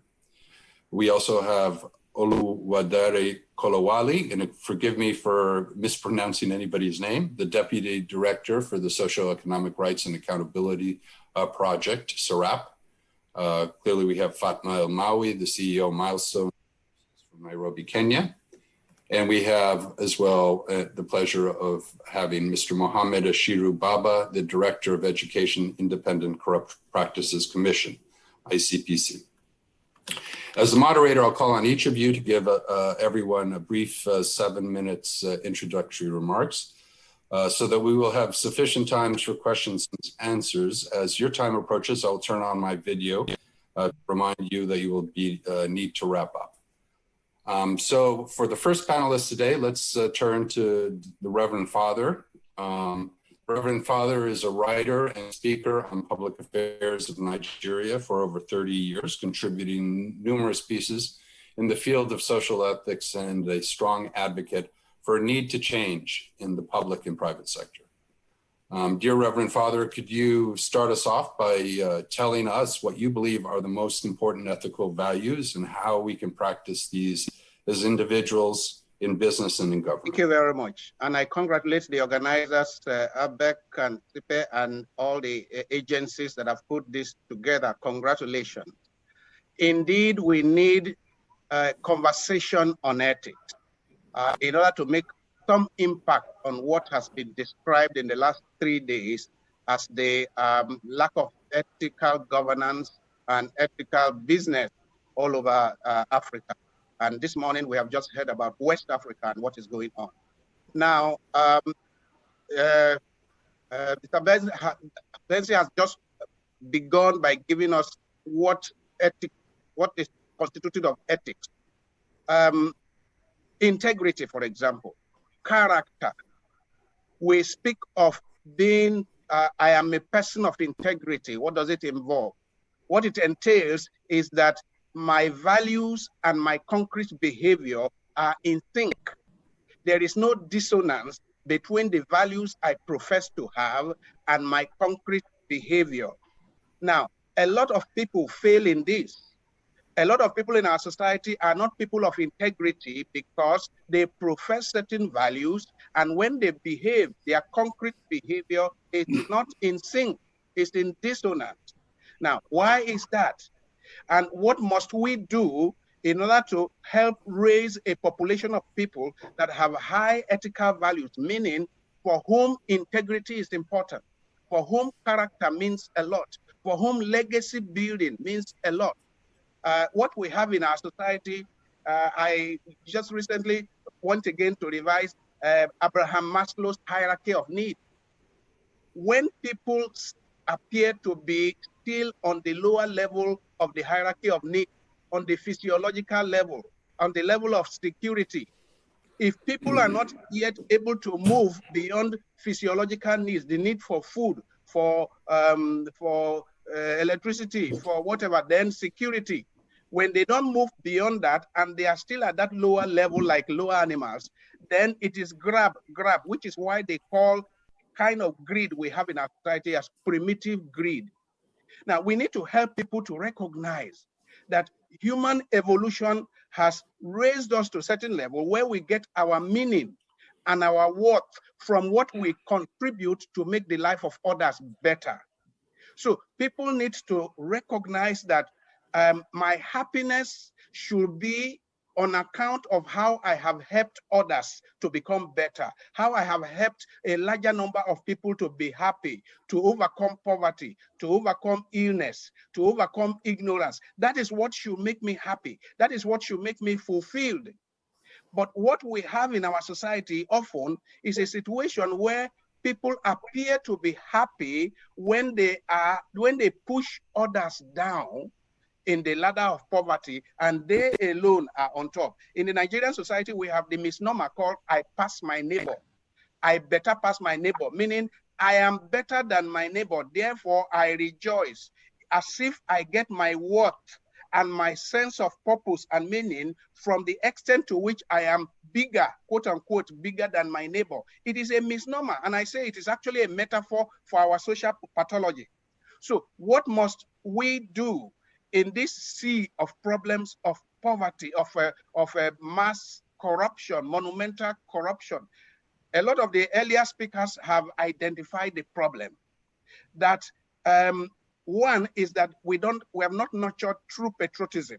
The concept of the common good, which was very rife in the African community before colonialism, we have almost completely lost it. We have no sense of I am because we are. That my worth, my dignity, my sense of meaning should come from how much the others in the community have been lifted up. This crass individualism is a major cause of the problem that we have today. We need to work against this crass individualism. We need to work against this selfishness, this tunnel vision, to imagine that my security can be ensured when I have high walls and iron fences and my neighbors are living in the slum. I keep saying that islands of wealth and affluence amidst a sea of poverty is not possible. It's not acceptable in nature. Therefore, we need to, as people have said, from elementary school, from the family, we need to begin to critique the values, because society replicates the values that we project. Who are those that when the child is growing up, he sees that the parents bow to and respect? If they are people who have money, however they made the money, if they are not the people who are doing things for community, headmasters in the village, the community policeman, the people who are supporting security and welfare in the community, they are not the ones that are respected. They are the people who made money, no matter how they made the money. If that is the situation, then we are not likely to move away from the present situation much. Meaning that from the time a child is growing up, the child must be made to see, the parents must reflect the values that we are talking about, that the parents respect the local headmaster, the local teacher in the village, because of what the teacher contributes to the community, that they respect the local policeman because of what he contributes to the community, that they respect the local religious leader, not because he's a celebrity religious leader or rich religious leader, but because of what he contributes to the community. When the child sees all those, then the child is likely to imbibe the values that are communitarian, values that promote the common good. We need to begin to raise children that way, and then we need to begin to work on our media. Right now, where we have free media, new media, where everybody is a broadcaster, and when you check the social media, the kind of values that are traded, the kind of socialization that is going on in a lot of our traditional and modern media are who is rich, who is making the millions, who is the biggest popular person, and so on and so forth. But at the end of the day, these are not the things that make people happy. At the end of the day, what really makes people happy is how much they contribute to bringing others out of suffering. So the local nurse, the local midwife who succeeds in helping a poor woman deliver safely, the local person who succeeds in protecting a widow, and so on, they are the happier persons, because that happiness is long-standing. The one who wins the $10 million lottery may experience pleasure for a moment, but he can be depressed tomorrow, he can be on drugs tomorrow because he's not happy. So we need to begin to teach this to our people so that from elementary level, from infancy to graduate level, they can recognize, even in the choosing of what professions they would like to have in life, they can choose, they make the kind of choices that will lead to happiness rather than just the kind of choices that will lead to pleasure, which is what is going on today, and it is not helping our society in terms of values and ethics. Now, let me conclude by saying it is on the individual level. I agree that it is the ethics of the individual, the sense of integrity of the individual, a life built on certain structures, moral structures, ethical structures of the individual that approximate to make up the ethics of the society. And it is then that people go into business and are ready to cut corners because he or she is not standing on solid ethical values. So we need to promote those values at the elementary level, those values in the family, those values in the university, help young people to recognize the difference between, I will insist, the difference between pleasure and joy and true happiness, and help people, push people towards seeking joy and lasting happiness than just seeking more and more pleasure, which comes via money and popularity. Thank you very much. Thank you, Reverend Father. Now we will turn to Richard Bistrong. Bistrong is spent much of his career as an international sales executive in the defense sector and currently consults, writes, and speaks on foreign bribery and compliance issues from that frontline perspective. Richard's experience includes his role as the Vice President of International Sales for a large publicly traded manufacturer of police and military equipment, which required his residing and working in the UK. For well over 10 years, Richard traveled overseas in his sales responsibilities for approximately 250 days per year. Richard, to start us off, on your journey from corruption to compliance, what do you think are the most important elements to help people take personal responsibility in the fight for integrity. Well, thank you, Lars, for the introduction. To the Reverend Father, what a wonderful way to start this discussion. That was such an inspiring talk. So, Lars, once again, thank you, and to everyone at the Africa Business Ethics Conference community, including all of the supporters, for the honor to join you here today. I really look forward to the day where I can visit Nigeria again and to share my journey from corruption to compliance in person. So what a pleasure it is to be a part of this session on personal ethics as building blocks of anti-corruption efforts. So what do I think are the most important elements for everyone as individuals to make a positive contribution to tackling corruption in Africa? Well, I'm going to use a very special book to share my thoughts on this, and I'm going to hold it up for a minute. It's by an author, Mary Gentile, and it's called Giving Voice to Values. It's not a very thick book. It is a wonderful read and a roadmap to what I'm going to share, well, this morning from my home outside here in New York City. So the giving voice to values can really help us to build pillars to make principled and strong ethical decisions in what's a very complex world, so that we never feel like we have to sacrifice integrity to succeed. And I also want to thank Professor Abiola Makinwa, who has her law degree from the University of Lagos and is now a principal lecturer at the Hague University of Applied Sciences, for her contribution to this field and discussion as well. So I think for the business leaders here today, you all have such a powerful and an incredible role in tackling corruption, both by the power of your voice and the example that you set for your workforce, society, and the larger African business community. So where do we start as to spark behavioral change in this fight against corruption, what the Reverend Father spoke about? I think that first we need to think about, well, what are the alternatives to corruption?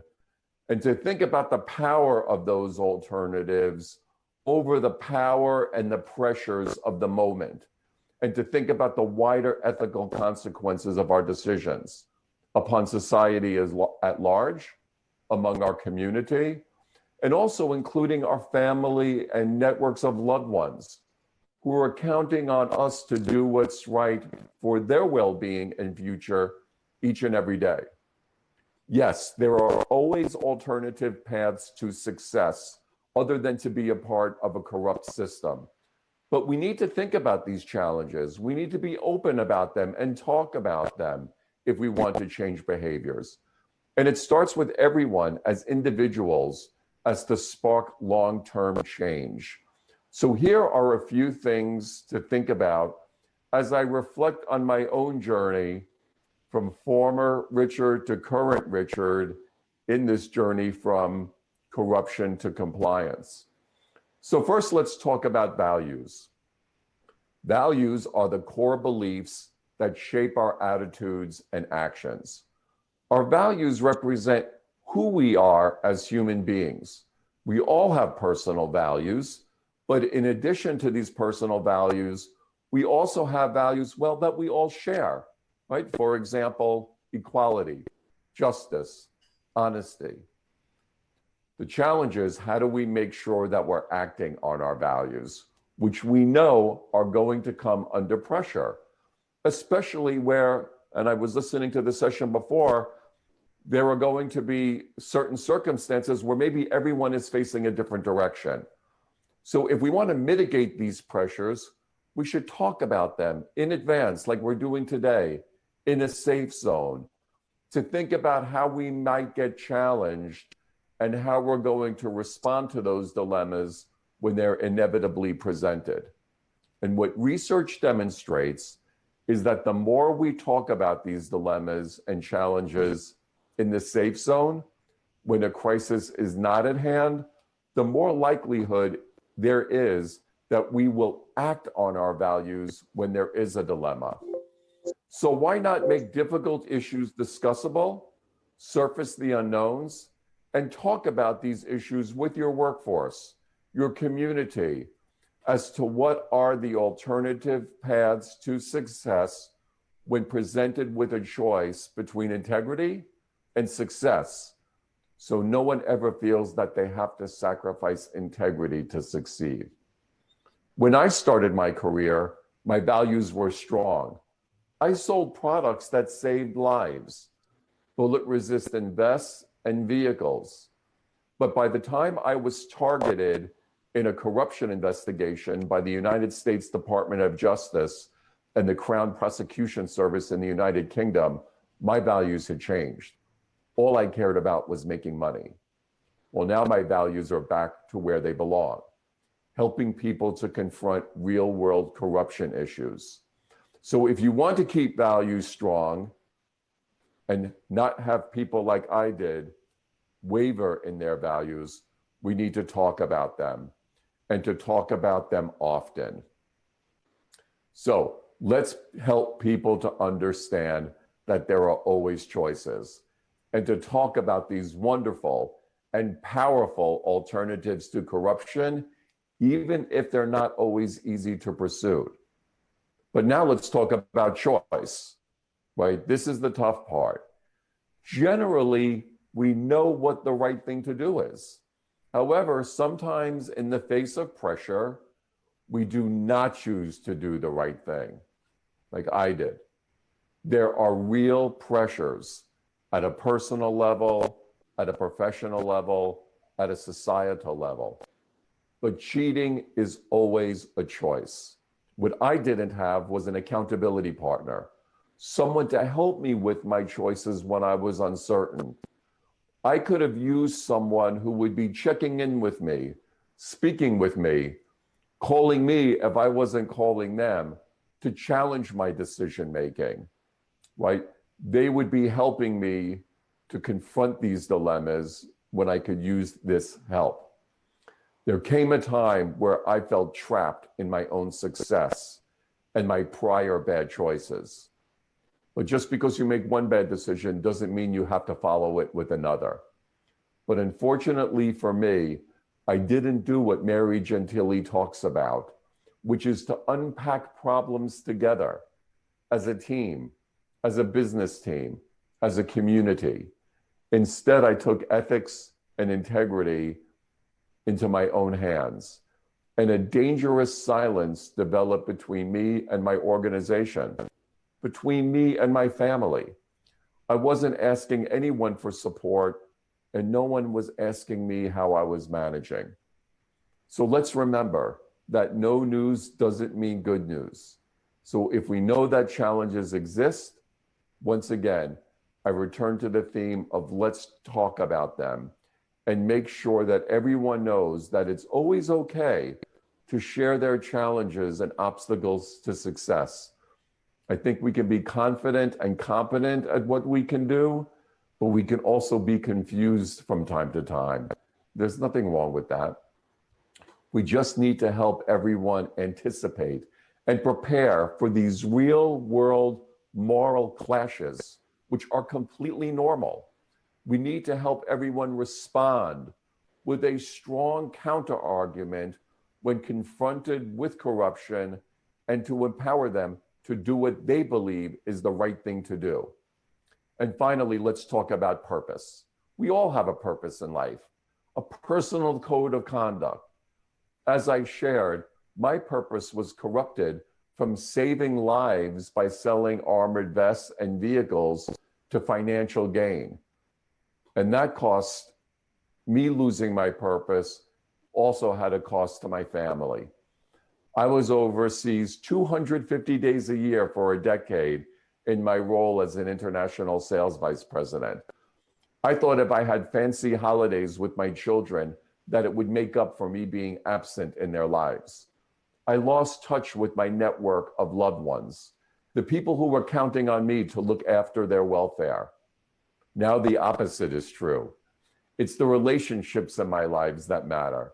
For example, speaking to you today at the invitation of the Africa Business Ethics Conference community, with thanks again for all the supporters and for bringing me and my voice to share this with you today. So I think we can all be a part of a common purpose. So in summary, let's empower ourselves and our workforce to be able to do what we know is the right thing to do, even if it seems quite difficult, maybe even impossible, especially when everyone else might be facing the opposite direction. So for everyone here today, let's help give voice to people to act on what they know is the right thing to do in such a complex world. Thank you for allowing me and the opportunity to share my journey from old Richard to new Richard in terms of how to do what's right and never to sacrifice integrity to succeed. Together, individually and collectively, by talking about these issues, we can help people to make very principled decisions, an ethical decision in what's a very complex world. Thank you. Richard, thank you very much for those very inspiring words. Thank you. Our next speaker today, I have the pleasure of introducing Oluwadare Kolawole. He's the Deputy Director of the Social Economic Rights and Accountability Project, SERAP. Mr. Kolawole is an anti-corruption advocate and a human rights lawyer. He has a passion for social action and litigation, and he has been actively involved in pro bono litigation for the Lagos Public Interest Law Partnership, amongst others. He is a member of the IBA, NBA Human Rights Committee, Lagos Branch and Police Station Visitation Volunteer Initiative, and he is the Deputy Director at SERAP, where he oversees the advocacy and litigation programs. On a personal note, he loves art and he writes poetry. Mr. Kolawole, why don't you start us off in terms of talking a little bit about your own journey and perhaps, how NGOs like SERAP really start to get involved in terms of changing behavior, both in the public sector, the private sector, and also on a personal level. Thank you very much. Thank you very much for, I'd like to thank the organizers of this. Mr. Kolawole, can you check your mic? We're having a hard time hearing you. Can you hear me now? Can you hear me? And not so good. We need a little more volume. Okay, am I audible now? Is it the Yes, now we can hear you. Thank you. So I'm happy it's not on it. Okay, so I'd like to say thank you to the organizers of this event and for everyone who's spoken before me. It's very insightful. And I find it very interesting. Am I audible now? I could hear someone saying I'm not audible. Mr. Kolawole, your mic is also a little bit low. Maybe you should remove the earphones and just speak directly into your system. No, that's possibly going to make it worse. I've had that at other meetings and the earpiece just am I audible now? Yes, just raise your volume, sir. Raise your volume. Okay. So, like I said, I thank the organizers of this event and those who have spoken before me. And so, looking at the discourse and to answer directly that the question that Elias has asked about, I see it as the incentive of SERAP and what we've been doing over the years and that keeps us going. Looking at Nigeria the way it started off and where we are now, we can see that vital missing link of socioeconomic rights of the people. Yes, so much is said about the various technical details of GDP, per capita income, and co. But the things that really matter to the individual who may not be literate is how that affects what he eats and how he feeds and what he does. And that is why we put in we do our work, basically to make sure that that legal framework of human rights in Nigeria recognizes, enforces, and brings to the fore that socioeconomic rights of Nigerians to live to the highest end of the value, and taking a cue from what Father Yancy had said, to be happy That is the essence of doing it. And so what we've seen over the years as part of what we do as advocacy, I always say what we do in SERAP is two-pronged. One is a form of advocacy to the government, which some people call holding government to account. And the other side is a form of public enlightenment to citizens, more or less telling them their rights, making them know where they stand.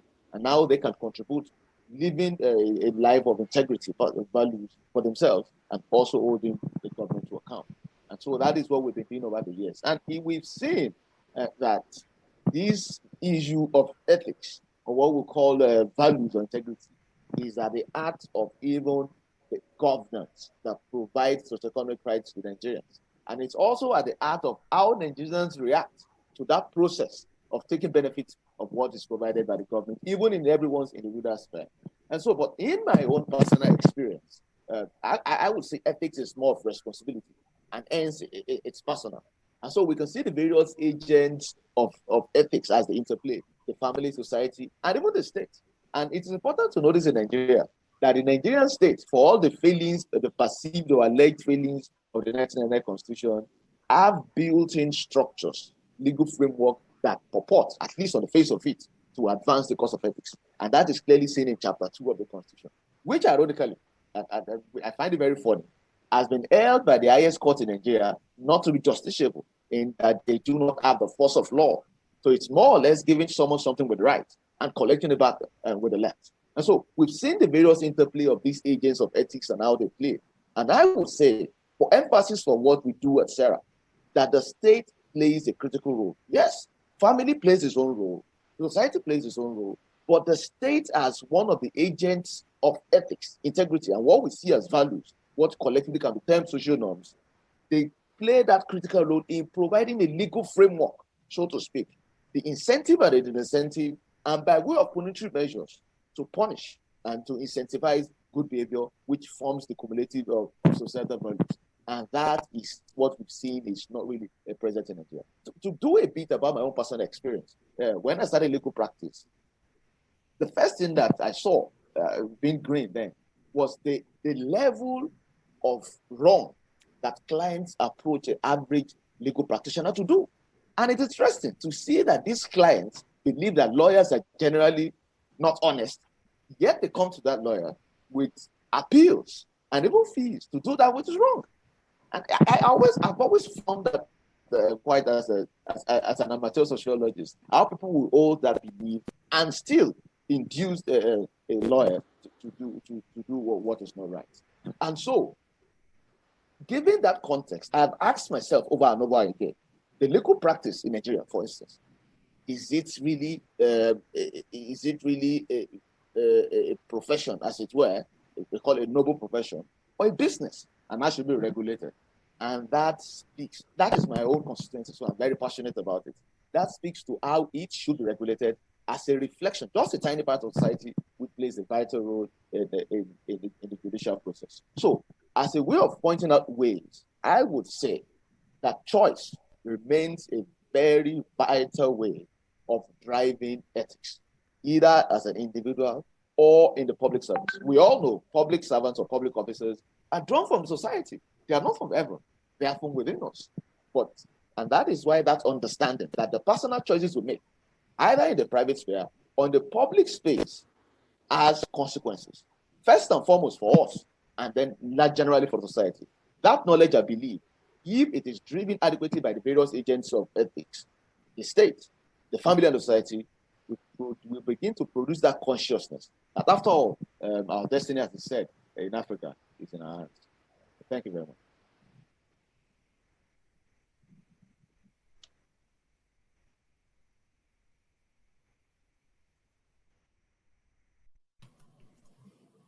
Thank you, Oludare. I'm not used to having my panelists not taking their full allotted time, so we definitely appreciate your conciseness and brevity. And thank you very much for those comments. I would like to now introduce everyone to Fatma Mawi. She is the CEO of Milestone Resources from Nairobi, Kenya. She is also the vice chair of the Kenya National Chamber of Commerce and Industry. Milestone Resources, and Fatma specifically, is a consulting management professional with extensive experience in consulting with, specifically with companies. As a growth strategist who works with individuals for their own personal development, with organizations for their effectiveness and growth. But she's also, as a leader of a business chamber, is working very hard to sustain over time the business associations. So Fatma, given your specific experiences, can you perhaps speak to us a little bit about what businesses and associations can do to instill a culture of integrity in their own organizations? What can we do as leaders? Thank you, Lars. As you heard, my name is Fatma. And to be honest, it's an honor to be here. I'm a consultant and a trainer in ethics and a franchisee of SIPE. In 2018, I was inspired to hold a conference on business ethics where issues of corruption could be discussed in an open environment with a view to getting solutions. Ladies and gentlemen, corruption is our big elephant in the room, and it will not be gotten off so easily. Now, two incidences inspired me to have this conference. Number one, as a consultant and in the process of my business, I approached a bank and I wanted business from them, and everything went smoothly. I actually got the business until we got time to signing off, and I was giving in my quotations. When I got there, that is when the young man looked at it and said, "Madam, your figures are pretty low. Could you please," well, there was no please, "could you increase your cost so that you can factor my 40%? I was so shocked. And because I was so shocked, the guy laughed and then asked me, "Are you sure you are Kenyan?" The other one, because of compliance, we train organizations in Kenya how they can have ethical companies. Whenever we went to companies, people would say, no, we don't need the training. We are ethical. We don't need this. So you find that private sector, we talk a lot about ethics, yet when we are called upon to stand, we don't want to do that. And I felt, if nobody wants to talk about ethics, why don't we have it? And that is when I started and I said, we are going to have a conference on business ethics. I am happy to say that SIPE Kenya helped me, in fact, Wanaben Kiragu. And I'd also like to pay tribute to Lars from Washington and Lola, because they helped us to bring, to deliver ABEC. This small group of people, we managed to get like-minded people, for example, the governor of Central Bank, KEPSA Foundation. I can see Patrick Obath, so he was there with us, Adrian, and the Standard Media Group, of course, with the Blue Company. We managed to get like-minded people. It was not easy, but we managed to get on board and we managed to have this conference. Now, what were the key learnings from ABEC 2019? It's the role of media. It is about public education, and I loved what Aisha said. It is also about supportive legislative landscape, independent judiciary, and then, and this is what the Reverend spoke about, building a culture of ethics and integrity. Having collective action through a multi-sectoral approach, self-regulation, ladies and gentlemen, and a culture of integrity is crucial. Why am I saying this? Because corruption is actually, it is you and me. Corruption is not alone. Corruption is constituted socially and in a relationship. But having said that, we can actually arrest this. So how do we do this? We've heard so many things about the evils of corruption. What we need to do is bring it down to the lowest level possible. And that lowest level possible is you and me. For a simple reason that ethical companies or families, they are built from the ground up, not top to bottom. So the challenge of ethics is not just about our leaders, it is also about us, the governed, the citizenry, simply because we contribute to corruption.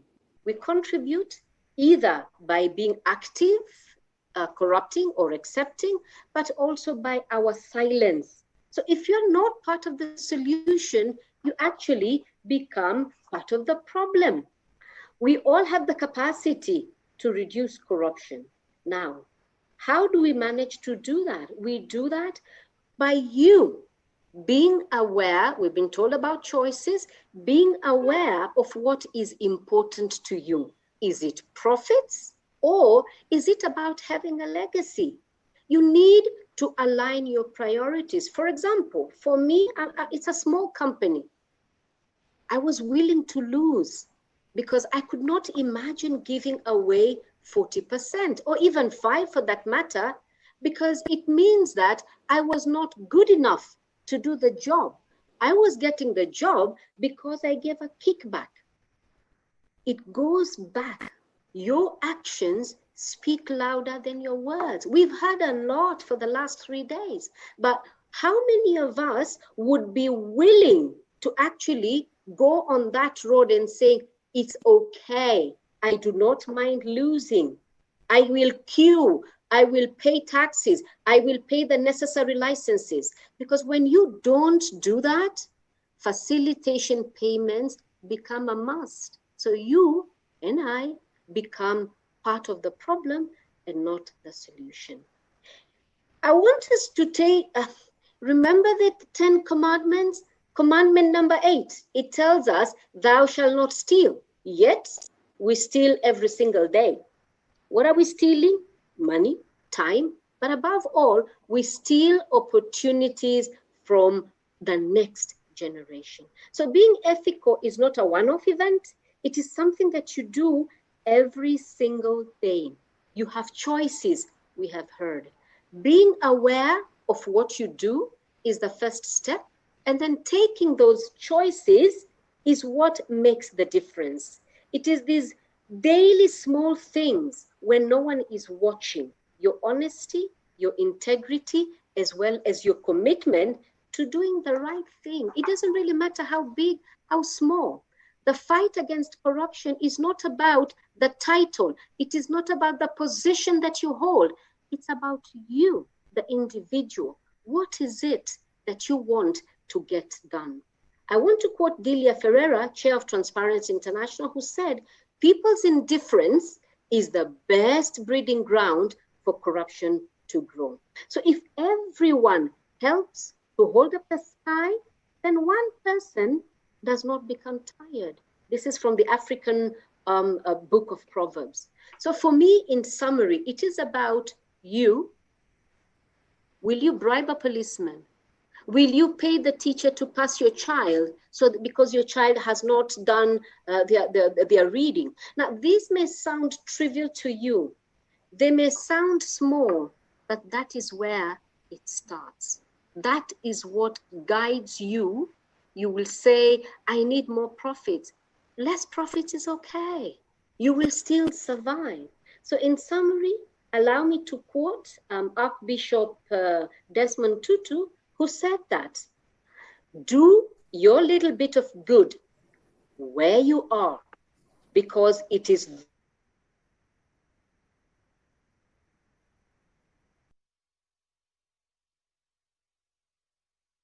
but it depends on what we want to do. Those when no one else is good, when we put them together, it depends on you for giving me this opportunity to address you, and thank you for listening to me. It's an honor to be here at ABEC, Nigeria, ABEC 2020.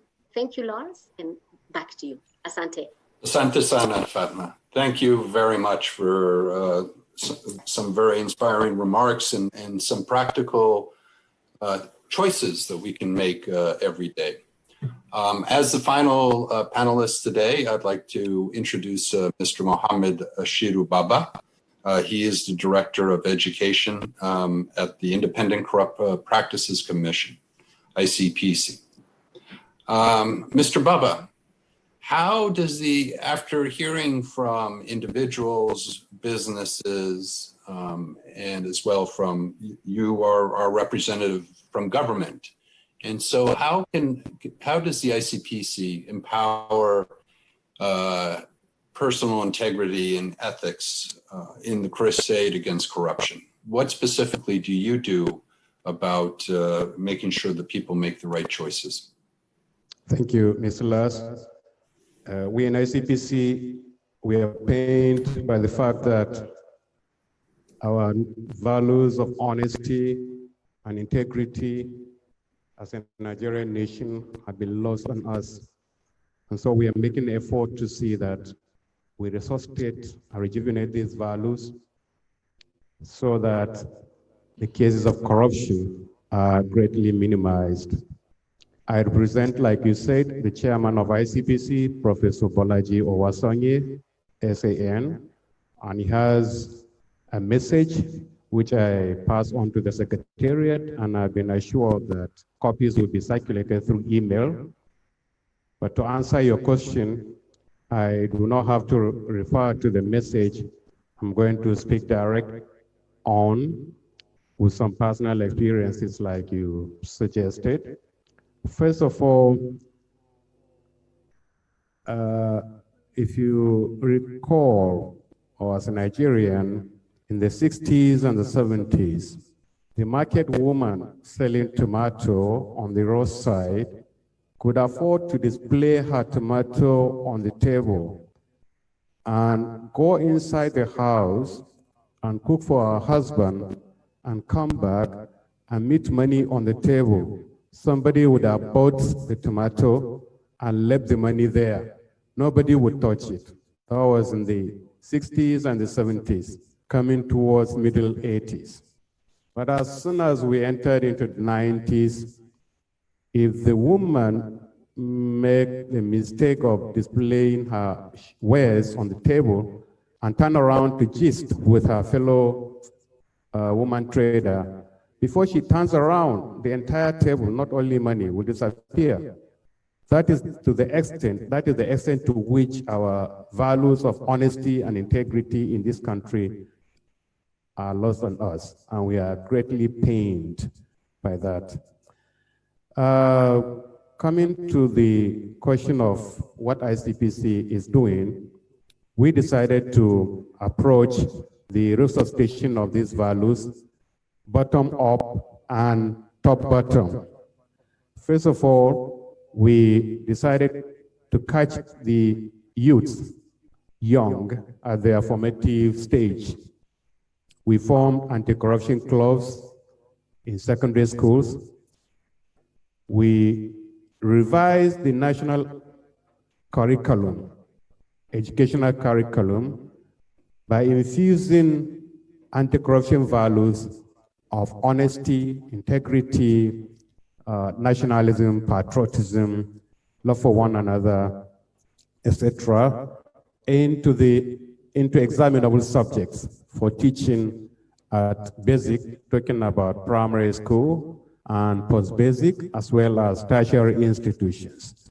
And at the moment, ICPC is busy training teachers on how to identify those core values infused into examinable subjects and to teach them direct to the students so that they will now grow up with these values infused or with these values impinned in their character, attitude. That is what I call catch them young. We've also initiated the National Ethics and Integrity Policy, which cuts across both the private and public and the private sector, also with a view to restoring the national ethics and values, not only in workplaces, but also in private dealings. And we decide that the implementation will be cascaded down up to the grassroots level. Mr. President Muhammadu Buhari launched the National Ethics and Integrity Policy on 28th of September, after it was adopted by the Federal Executive Council on the 19th of August. We also have a forum for business communities and professional bodies, whereby we encourage them to practice their professional activities based on their strictly in compliance with their ethical code of ethical practice. And we try to key in their code of professional ethics into the anti-corruption law, so that violation of the professional code of ethics will automatically mean violating the ICPC law. Talk about collecting bribery. When you collect bribery or you collect gratification or you give, you are in a direct violation of the ICPC law. And if you engage in quackery, also cutting corners, which explains the collapse of buildings here and there. For instance, in the construction industry, you also violate the professional code of ethics of the building professional organization, as well as the ICPC law. So we in enforcing the ethics and integrity policy, such persons will be culpable and will be punishable under the law. These, in essence, are some of the activities that we engage in trying to restore ethics and values in not only the private sector and as well as the public sector. Now, we also establish anti-corruption monitoring units in ministries, departments, and agencies. All ministries, departments, and agencies at the federal level have our own monitoring units, whereby we monitor how government agencies do carry out their activities in strict compliance with the public service rules and other ethics regulation and financial regulations. And it might interest you to know that all these measures and policies that ICPC has put in place are really yielding dividend, because at the moment we've saved the government about 146 billion money from MDEs that were found to have been credited into private accounts, and we directed that the money should be returned to government. And so many assets we've recovered through this process. We've also monitored the way legislators are carrying out their activities regarding the constituency projects, not only the legislators, but also members of the executives in carrying out various projects, especially at the grassroots level. Many legislators and many members of the executive will collect money in the names of constituency projects and will not execute the projects. So we decided to follow up the money and ensure that the projects are completed and put to use for public use. And where the monies are outrightly stolen, we recover the money and put them back into government coffers. Thank you very much for this opportunity to express ourselves and explain what we've been doing in order to restore and rejuvenate ethical values in Nigeria. Thank you so much. Thank you, Mr. Baba, and all of the good work that you do over there at the ICPC.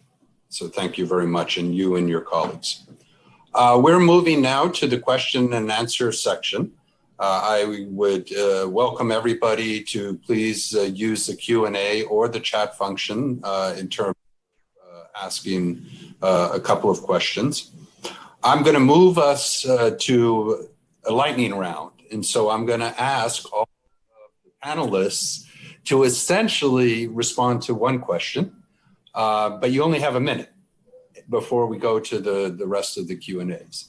And the minute and the question is also something I picked up in some of the comments, but it's really, when we talk, we've talked a lot about ethics and integrity over the past hour, but how do we reward ethical behavior?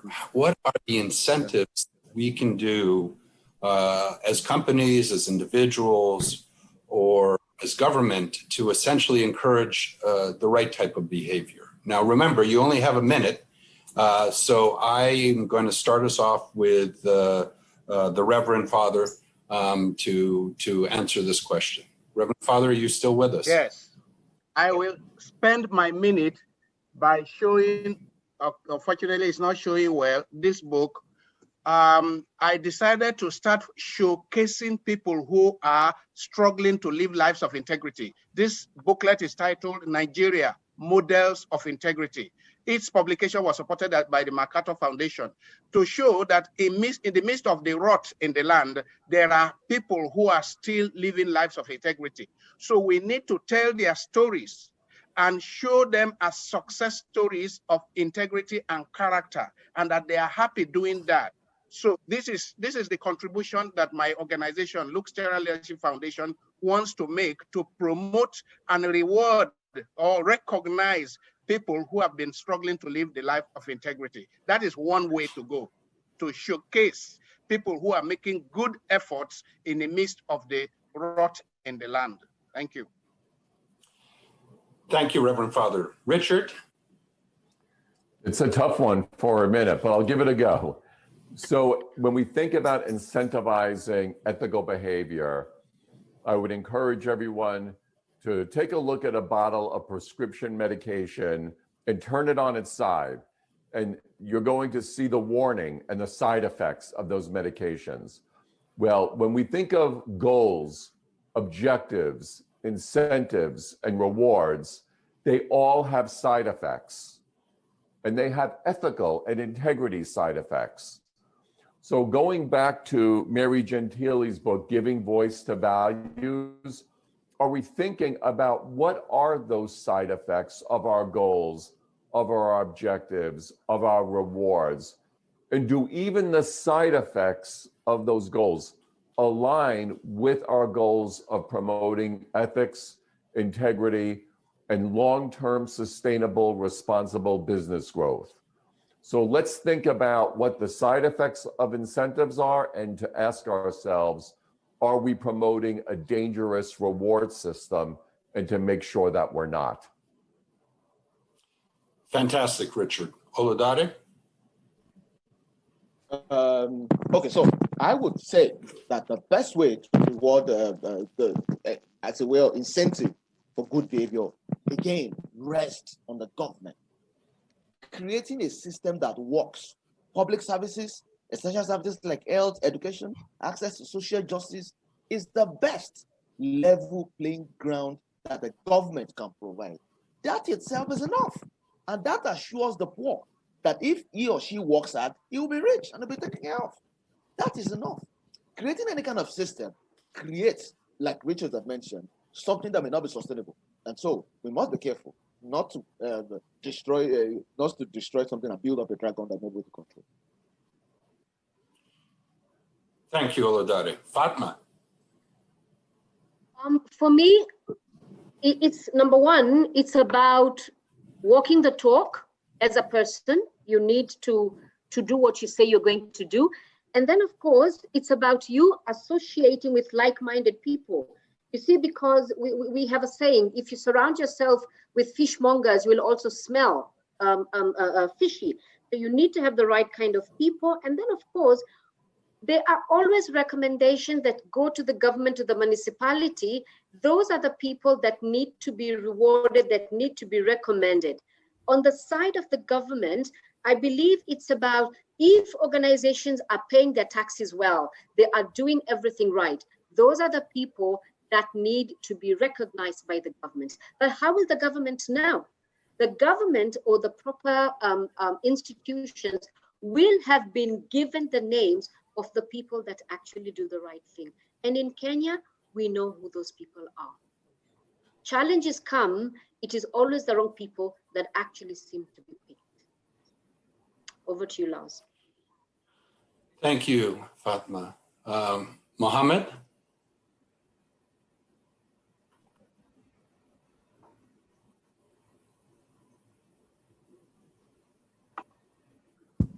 Thank you, Mr. Lars. Section 6B to D of the enabling law, ICPC enabling law, provides that we should build the institutional capacity. It's part of our responsibility to ensure that the system works through advisory to government agencies, as well as by conducting system study and then suggesting review of systemic operations that encourage corruption, and also corruption risk assessment. We conduct corruption risk assessment. We have trained our officers, internationally as internationally acclaimed corruption risk assessors. So we go from one ministry, department or the other to assess their activities with a view to finding out which activities they do or they carry out officially or unofficially that encourage corruption, and we suggest a review. That's one way of building the institutions so that things will work in line with what Kolawole said, actually. Now, talking about reward, as Mr. Lass said, ICPC has a system of rewarding honest people. In 2018 2019 precisely, there was this woman, Spin Ugu, a cleaner here in Murtala Mohammed International Airport. The cleaner working with Federal Airport Authority of Nigeria on a salary of just below 30,000 naira a month. Yet she found monies in dollars. When converted to naira, to translate into millions of naira in foreign currency in dollars, the cleaner returned the money not once, not twice. Many people assumed that she was mentally insane, but the woman kept doing it, even though she had nothing virtually. She returned the money. There was also the customs officer whom we discovered had rejected bribery given to him in order to import tramadol, cartons or containers of tramadol into Nigeria. So many people like that. We invited them to the villa and the president recognized them. As for Josephine Ugu, the cleaner, we built a house for her here in Lagos and we furnished the house for her because she told us that her main problem is where to stay. So we gave her a house and we furnished the house for her. Her name is Josephine Ugu here in Lagos. So the custom officer, we gave him money also. So many people like that appreciated. We also have a regime of naming and shaming. We find you to be recalcitrant in corrupt practices. We name you and shame you as an individual or organization. We have all these forums. Thank you very much. Thank you, Mohammed. We've actually received quite a few questions, and so unfortunately, I'll warn everybody, we're not going to have enough time to answer all of them, and I have to be very selective.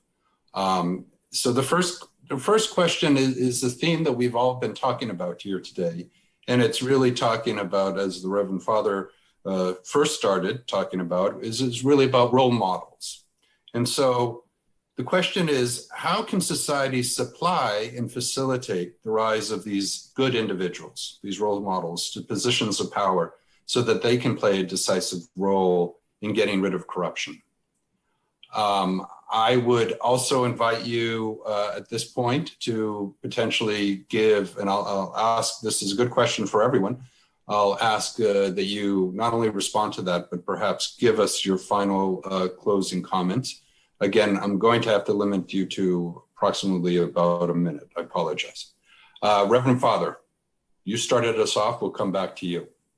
Thank you. Very quickly, it's we need to begin to celebrate people of character.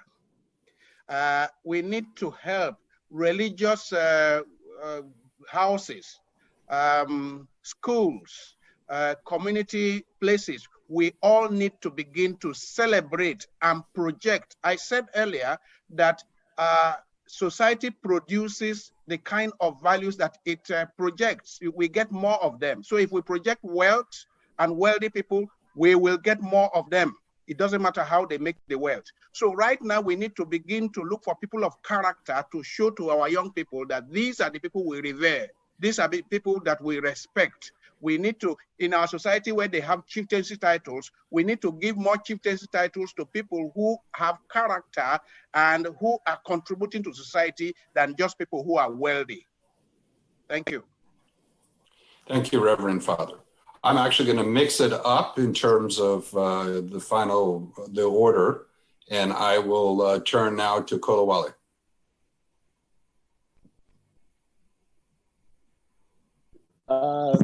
So it goes back to a good system and a process. What if the people are willing to vote or elect someone that has integrity, and the system created by the government will not allow it? It still creates a problem. And that is why I would insist that only the government has that statutory body by virtue of the social contract to create systems. Every other system, religion, traditional, they are moral obligations. They are not statutory. The government has that responsibility. So if citizens want to elect people of integrity, there must be a system of elections, credible elections backed up by a legal framework that allows it. If the system created by the government does not allow it, the people of integrity will not be able to get there, even if the majority of people want to vote them to get there. Thank you, Oludare. We're going to turn to Mohammed. Thank you, Lars. It's an honest fact. It's very painful. It's a painful fact that as of today in Nigeria, it's very difficult to have a crop of role models that the society can rely on when it comes to matter of integrity. I think those years have gone by. It's very painful. But through our name and rewarding kind of procedure, that mechanism, that is the one I mentioned earlier, we try to, as much as possible, build a kind of a college of role models. And then we now carry them along to talk to the young ones and see why integrity pays. So it is now that we are making effort to build a college of integrity people, people of integrity. At times when you assume that a person has integrity, today, tomorrow he becomes something else. Unlike in the past years, in Nigeria today is a very shameful fact, actually. But we are trying to build our collegiate of integrity people who will be now talking to the young ones and groom them so that the young ones also grow up as people of integrity. I'm not saying it's not possible, but it's very difficult. Thank you very much. Thank you, Mohammed. Richard, we'll turn to you. Thank you, Lars. I would just pivot on what Mohammed and the Reverend Father had to say, which is elevate and celebrate people who have demonstrated through their own power of example that we can act on our values and with integrity. Now, in different parts of the world, those people might come from different places. They might come from government, they might come from the private sector, the public sector, they may come from civil society or houses of worship, right? And I think in every country that combination will be a little different. They might be journalists. So wherever they are, those leaders really need to be elevated, celebrated, and to shine a big light of example on the work that they're doing, however they are doing it. Fabulous. And Fatma, you have the final word. Well, thank you. For me, to be honest with you, I think we need to remove focus away from material things. We are where we are because we put a lot of focus in power and a lot of focus on money. So when the young children grow up, everybody wants that car, that house, that money. So we need to celebrate. Let us celebrate contribution to society, contribution to humanity. As Richard says, you need to elevate and celebrate. Have integrity ambassadors. For example, every year in Kenya, the president elevates or gives recognition to some people. And this is where we need to recognize people that have contributed to society, apart from just money. Focus needs to go away from the material themes, and then we can bring a bigger scope into the conversation of how humanity can grow. Thank you, Lars. Thank you so much. I would like to really, please join me everyone in thanking our panelists for a fantastic session. I have just being very cognizant of the time. We didn't have enough time on this fascinating topic and with all of these fascinating speakers. So again, truly on behalf of all of the organizers, the sponsors of ABEC, I would like to thank you for all your contributions and really some inspiring words of wisdom from everyone. Thank you very much. Up here, you do have the contact information for all of us. If any of the panelists would like, panelists or participants who would like to reach out to any of the individual speakers here today, you will find their emails available to you on the screen in front of you. And with that, I am going to give up my moderator responsibilities and hand this back to the MC. Thank you so much, everyone. Thank you. Thank you, Lars. Thank you. Very much, Mr. Lars, for that beautiful, beautiful session. We really, really did enjoy it. I don't know if you were able to hear the round of applause from this live session here in Lagos, Nigeria. Thank you very much. Thank you. Thank you. Thank you. It was indeed a beautiful session, and we say thank you to Mr. Lars, Regional Director for Africa SIPE, and also we want to say a special thank you to Mr. Mohammed Ashiru Baba, who interestingly is representing the chairman of the ICPC in person of Professor Bolaji Owosanoye San. So, sir, please, as you go back, extend our love and our appreciation to the chairman and the entire ICPC family. Thank you for coming, sir. And also the other wonderful panelists that joined in this session, from Reverend Father Ehosani and Mr. Oluwadare Kolawole, the Deputy Director of Socio-Economic Rights and Accountability Project, SERAP. And of course, the wonderful and only woman in the park, Fatma El Mawi, CEO, Milestones Resources, Nairobi, Kenya. Extend our loves to our brothers and sisters back home in Kenya. And also Mr. Richard Bystrong, who was very passionate and energetic in his delivery on how he, on his personal journey towards combating the issue of corruption. And today he's here with us to tell us his beautiful story. We say thank you. And of course, finally, Chief Chris Okunowo, President and Chairman of Council Institute of Directors. We say thank you to all of you that was part of this wonderful session. And for those who sent in questions that we could not take because of the time, as I did mention earlier, we will be sending feedbacks on all your questions even after this event is over. It's a continuous engagement.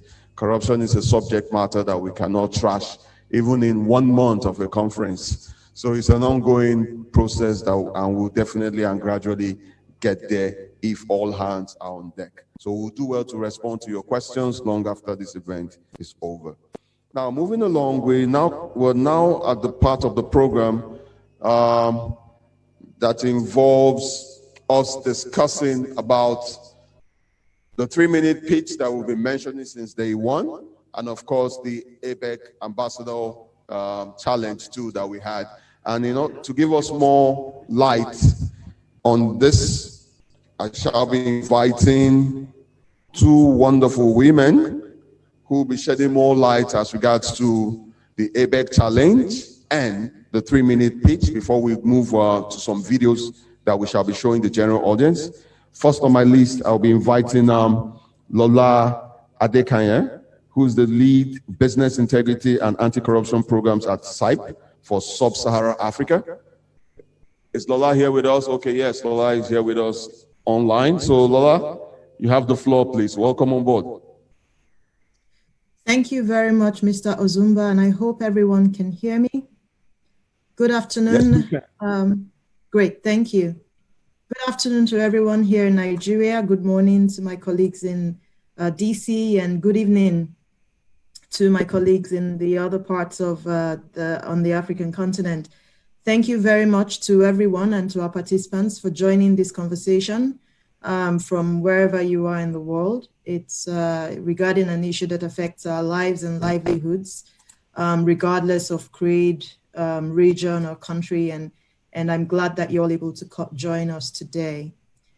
I want to quickly say thank you to our colleagues on the SIPE team, the LCCI, ABEC, and the Accountability Labs teams for all the effort and their excellent ideas in preparing the two challenges that we're going to be talking about today.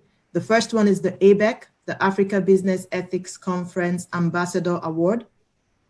And that's the first one. And the second one is the 3-minute pitch on an anti-corruption idea for, an anti-corruption solutions idea. That's the second award. Specifically on the 3-minute speech, we had about 84 entries, and we were looking to have 5 finalists, but we might have to go with a little bit more than 5 because we had such excellent entries. And thank you very much to the participants there. On the ABEC Ambassador Award, we had about 14 entries. We couldn't get more nominations than just one because we required the company or organization to send in some documents to demonstrate their capacity to strengthen or to make sure that they have strong corporate ethics and integrity compliance programs in place. Only one company of the 14 sent in their documents. However, given the time frame between when we received the documents and now, we haven't had time to screen that. So we look forward to following up with that company after the conference today. And the results of the ABEC Ambassador Award will be published on the ABEC website. However, I'd like to recognize that one company for submitting those documents as requested. And that company is the Kaiser Group, or Construction Kaiser Limited. Thank you very much to the Kaiser team for sending in your documentation, and we'll very much be very eager to follow up with you after the ABEC conference. Thank you. Now, moving on to the 3-minute speech challenge. It's my honor to be announcing the finalists and the rewards for the 3-minute pitch challenge alongside my friend and colleague, Rachel Muthoga, based in Nairobi. Rachel chairs the ABEC committee, and she was an active part of planning the Maiden ABEC conference in 2019, which you heard a little bit about when Fatma Elmawi on the previous panel talked about it. At the time, Rachel was the deputy director of the Kenya Private Sector Alliance, KEPSA, which is the apex business membership body in Kenya. And she led the KEPSA team in organizing the ABEC alongside our SIPE Kenya team and our LCCI team here in Nigeria and the SIPE team in DC and as well. So I'd like to invite Rachel to say a few words about the 3 minutes challenge idea, the ethos, the concept and the thinking behind it before we go ahead without wasting more time to announce the finalists and give you all a chance to watch some of the videos that we've had the pleasure of watching from the pitches that the finalists made. So Rachel, if you're here, please Thank you so much, Lola. Thank you very much for this opportunity. Greetings and good afternoon, everyone, from the coast of Kenya. I'm currently in Kilifi along the coast of Kenya, and it's my great pleasure to join you this afternoon as we deliberate on these issues that affect our continent, all the way from the Cape to Cairo, and that we have come together today to deliberate in Nigeria and to find solutions for the challenges that we face across the continent.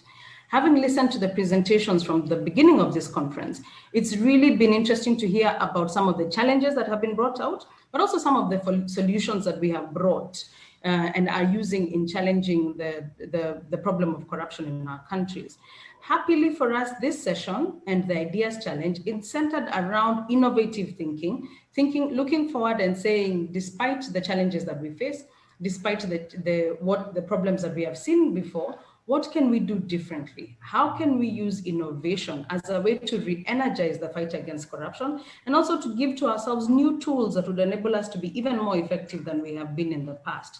So as we go forward, we're looking at being able to receive from both the Ideas Challenge and also the Ambassadors Challenge some of the new thinking that hopefully would map and be directing us as we go forward and as we look at what we would do differently, both as private sector, as government, as religious leaders, and every other facet of society. So challenges such as the one that has been set before us and the entries that we have seen are really useful in guiding us, and we really look forward to seeing how we can create a future that is vastly different from the past, and that can really be able to give the generations that come after us a new force and a new energy to do things differently. So as we look at the videos, as we watch the videos, and as we look at the entries that have come into this competition, I challenge us as those who are participating in this conference. I challenge us to be able to take up some of these ideas and to really give them life so that they can go from innovation actually to coming to life and to fruition on the ground. So as we watch this, I would really hope that we can be inspired to change from a business as usual approach to doing things differently, to a more proactive position that would give us power over the dragon of corruption. So over to you, Lola. We look forward to the engagement. Thank you very much, Rachel. Okay, so now to the finalists. Before I read the finalists out and tell you who we selected and how we selected, I'll just like to quickly say, for the benefit and to encourage those of us in the anti-corruption community, and also to optimists that we can reform our country, we can reform and export these good ideas across Africa and globally to strengthen governance and reduce corruption. I'd like to say to you that from just watching and reading the pitches, two things are encouraging. One is a lot of young people, a lot of people who sent in their pitches really understand the complexities of fixing the problem that we're talking about today, corruption. It's a very complex challenge to solve. And the second thing is there's no apathy, as we'll think. Many of them are committed to trying to figure out innovative solutions to the challenge. And by the challenge such as this, we're able to harvest those good ideas and find ways to support them. So I'm very encouraged, and I hope you are too.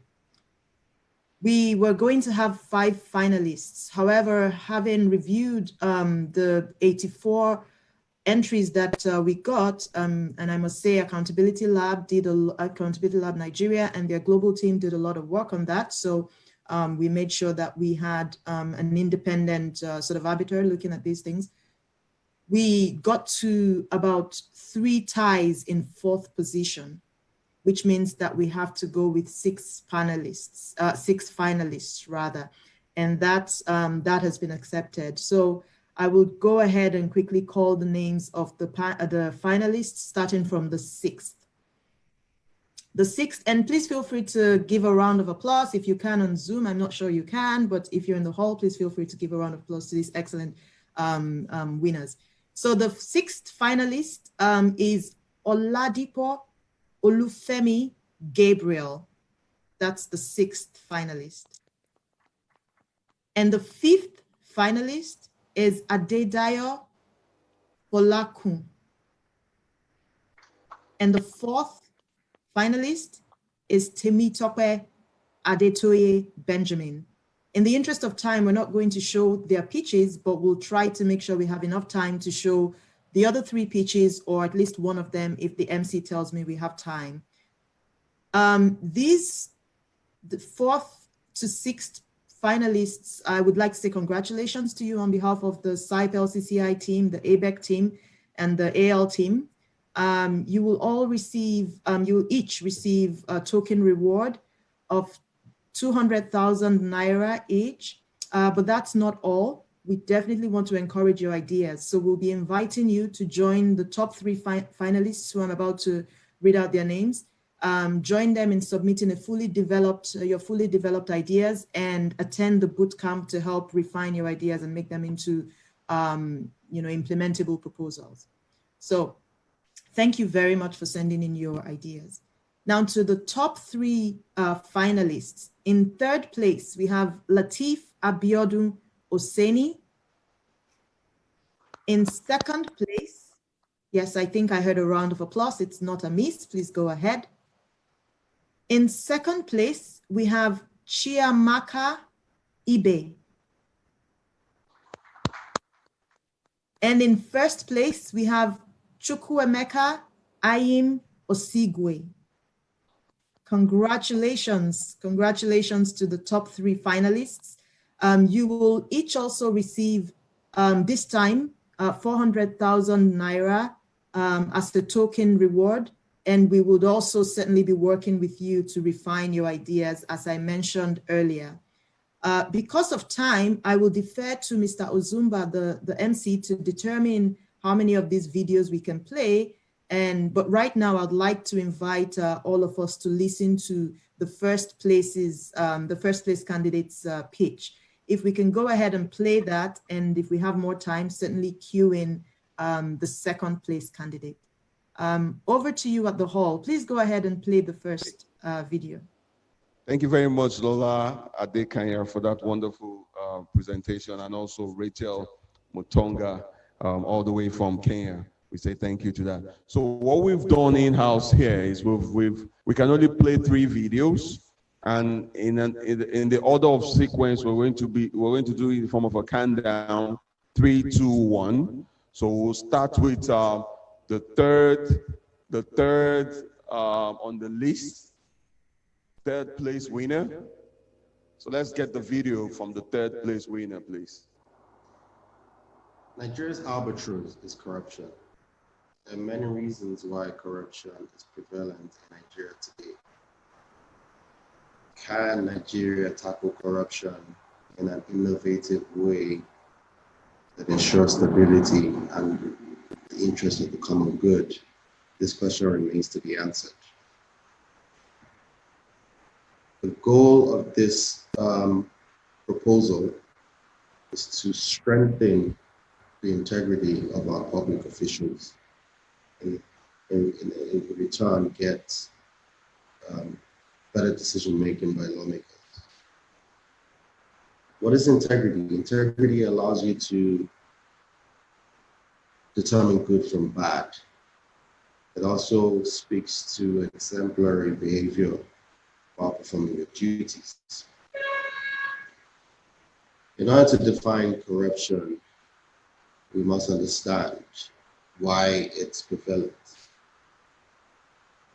My position is that corruption is prevalent in Africa because the laws that govern us were imposed, imported, photocopied, without taking into account our traditional norms and values which we hold dear to ourselves, and which we've used to govern ourselves over 500 years. My solution, an idea to tackling corruption in Nigeria in a way that remains sustainable and will grind at the heart of the public institution that governs us, is an artificial intelligence tool known as the Personal Integrity Scorecard. Every public official will hold this scorecard, and it will be publicly and fairly made available to everyone to determine if this is an effective leader or not. Part of the inputs into this PIS, Personal Integrity Scorecard, will be number of political parties joined. It will be your wealth as a measure of how many years you've been in service. It would also speak to how much access the media has to asking the tough and relevant questions to officials. The results expected from this would be a PIS score that is a lifetime achievement, a lifetime score, and this would lead to efficient decision making and allocation of scarce resources in an efficient way. Thank you very much. Thank you. So that was the video from the third place winner. So right about now, let's watch the video from the second place winner, who interestingly is a Good lady. morning. My name is Chiamaka Ibe, an MBA student at the Lagos Business School, and this is my pitch for tackling corruption in the public sector in Nigeria. Now, by the Global Corruption Perception Index, Nigeria ranks 146 out of 180 countries.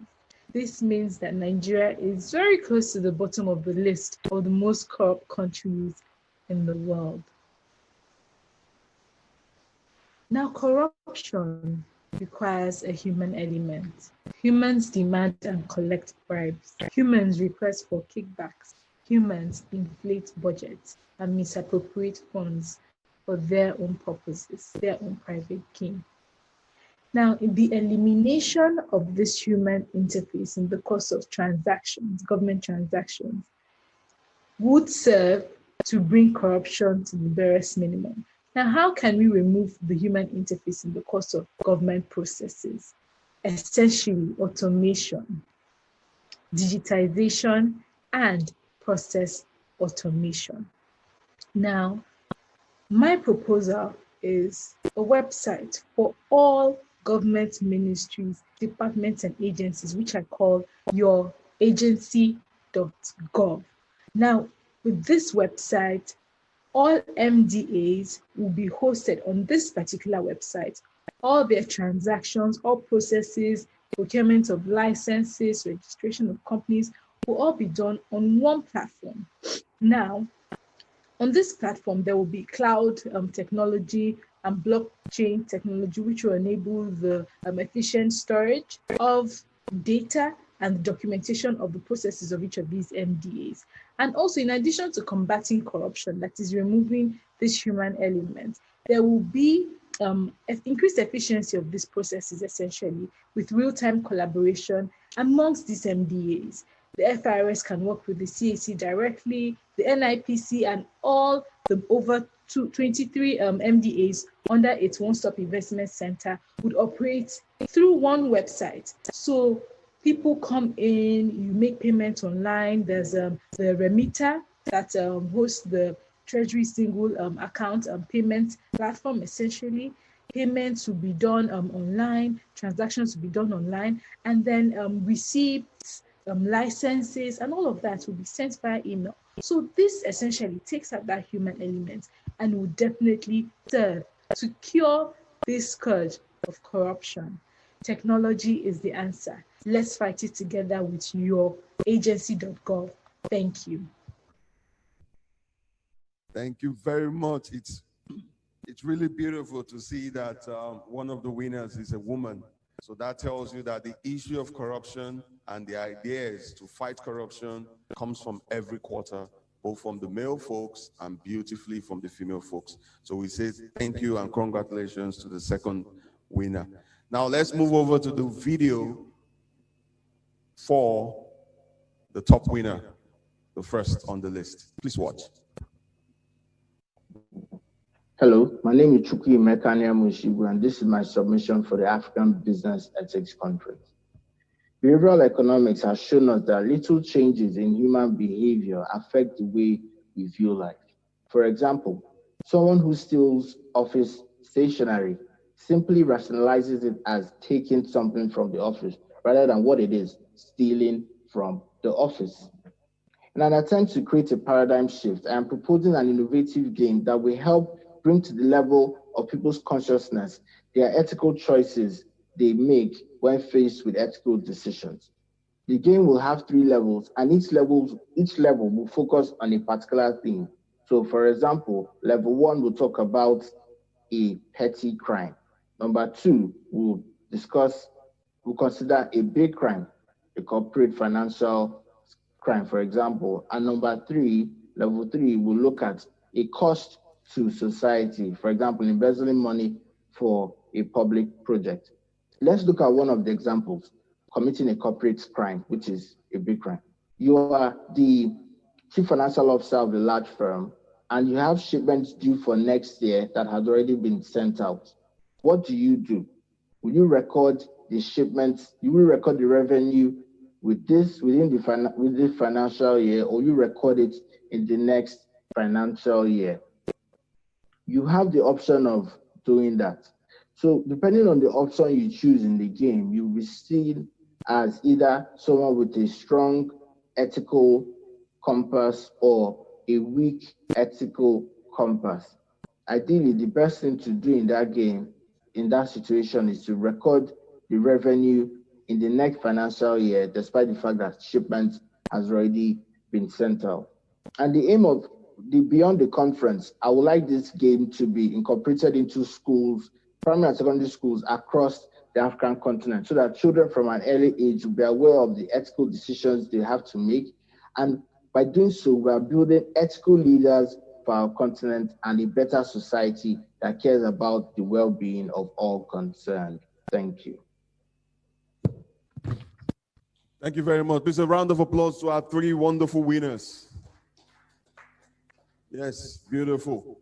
It's good to see that some young, dynamic individuals are already working hard towards formulating practical ideas that can help us tackle the issue of corruption. It's really a wonderful feeling.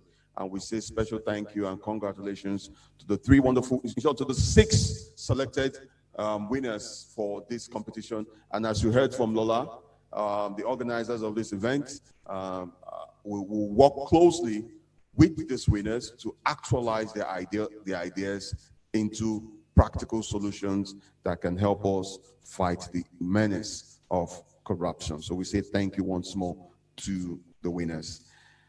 Now, ladies and gentlemen, we've come to the point of today's program where we shall be listening to words from our very special guest for this year's APEC 2020, who is no other than Professor Yemi Osinbajo, GCON, the Vice President of the Federal Republic of Nigeria. But sadly, but not too sadly, for those of us who know the routine here in Nigeria, today is Wednesday, and as a matter of fact, today is the FEC meeting, the Federal Executive Council meeting. So for that sake, it's an all-important meeting that the VP cannot miss. So for that sake, the VP is unavoidably absent. But to show his commitment, if you've been following the trend here in Nigeria, you know the VP is one person who is very committed to the fight against corruption. So to show his commitment to the fight against corruption and his relationship, his very close relationship with LCCI and the organizers of this year's APEC 2020, he has sent in a capable representative, and the representative that will be speaking on behalf of the VP is no other person than Mrs. Miriam Owais. And I'll quickly read a quick profile of Mrs. Owais before we hand over to her to give us her delivery. So please bear with me. Mrs. Miriam Owais, MFR, is the current special advisor to President Muhammad Buhari on social investment. She is a legal practitioner and human rights activist with over 36 years cognate law practice experience, including the Kano State Ministry of Justice, the Nigerian Law Reform Commission, and the Central Bank of Nigeria.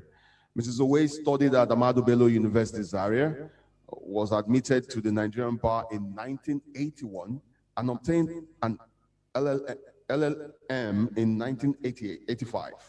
She was awarded a certificate in advanced practice and procedure in 1985 and legal drafting in 1989 from the Nigeria Institute of Advanced Legal Studies.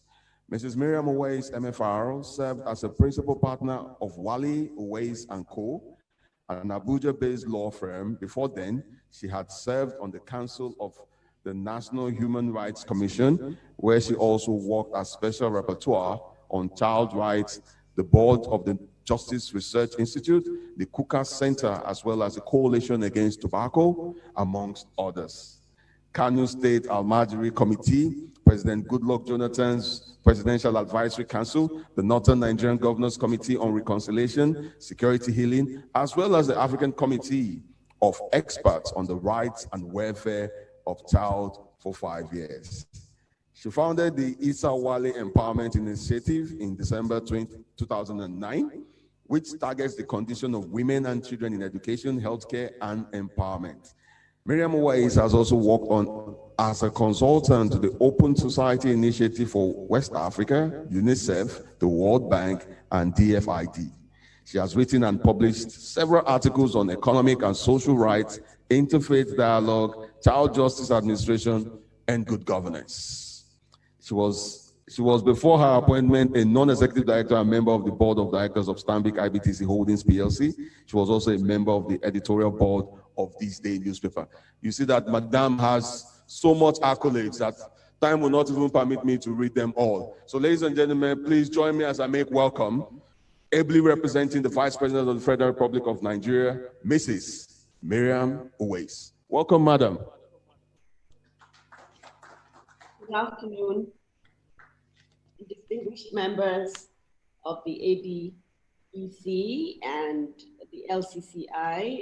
It is my singular pleasure to be representing or stepping into the big shoes of my immediate principal, the Vice President of the Federal Republic of Nigeria. Unfortunately, as conveyed to you, he's unable to present himself this paper that he has done. I'm just here to present the paper for him because he's still in the Federal Executive Council, and I was asked to be on standby just in case he's able to come out before then. Unfortunately, they're still in. So the keynote address goes as follows. I'm delighted to be invited to this year's African Business Ethics Conference. The conference theme, Tackling Corruption to Reduce Poverty, Unemployment and Insecurity in Africa, and Necessity for Building Resilience, is particularly apt because of the tripartite malaise of poverty, unemployment, and insecurity that pervades many parts of the continent, which several impeccable authorities have traced to the pandemic of corruption. The theme also aligns with the three focus areas of the administration of President Muhammadu Buhari, which are ensuring security, rebuilding Nigeria's economy, and strenuously working to combat corruption. I believe also that the theme recognizes that the state as an institution and the business community must work in synergy to kick out corruption and prevent it from undermining the continent's ability to achieve the Sustainable Development Goals. The new social compact to end poverty in all its forms, economic growth, economic diversification, value addition, productive employment, envisioned by the Addis Ababa Action Agenda, states that sound social, environmental, and economic policies, including counter-cyclical fiscal policies, adequate fiscal space, good governance at all levels, democratic and transparent institutions responsive to the needs of the public are necessary to achieve our goals. This agenda further emphasizes that the rule of law, fighting corruption at all levels and in all its forms, civil society, independent media, and other non-state actors also play important roles in this regard. Transparency, accountability, the rule of law, and accountable institutions are the foundations of a democratic society. For us in Nigeria, these values are reinforced by the 1999 Constitution of Nigeria, when it enjoins the state to abolish all corrupt practices and abuse of power.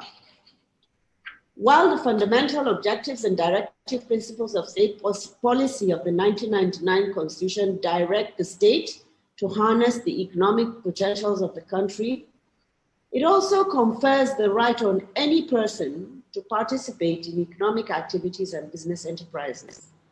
The first strategic development document of the administration of President Muhammadu Buhari is the Nigeria Economic Recovery and Growth Plan, 2017 to 2020.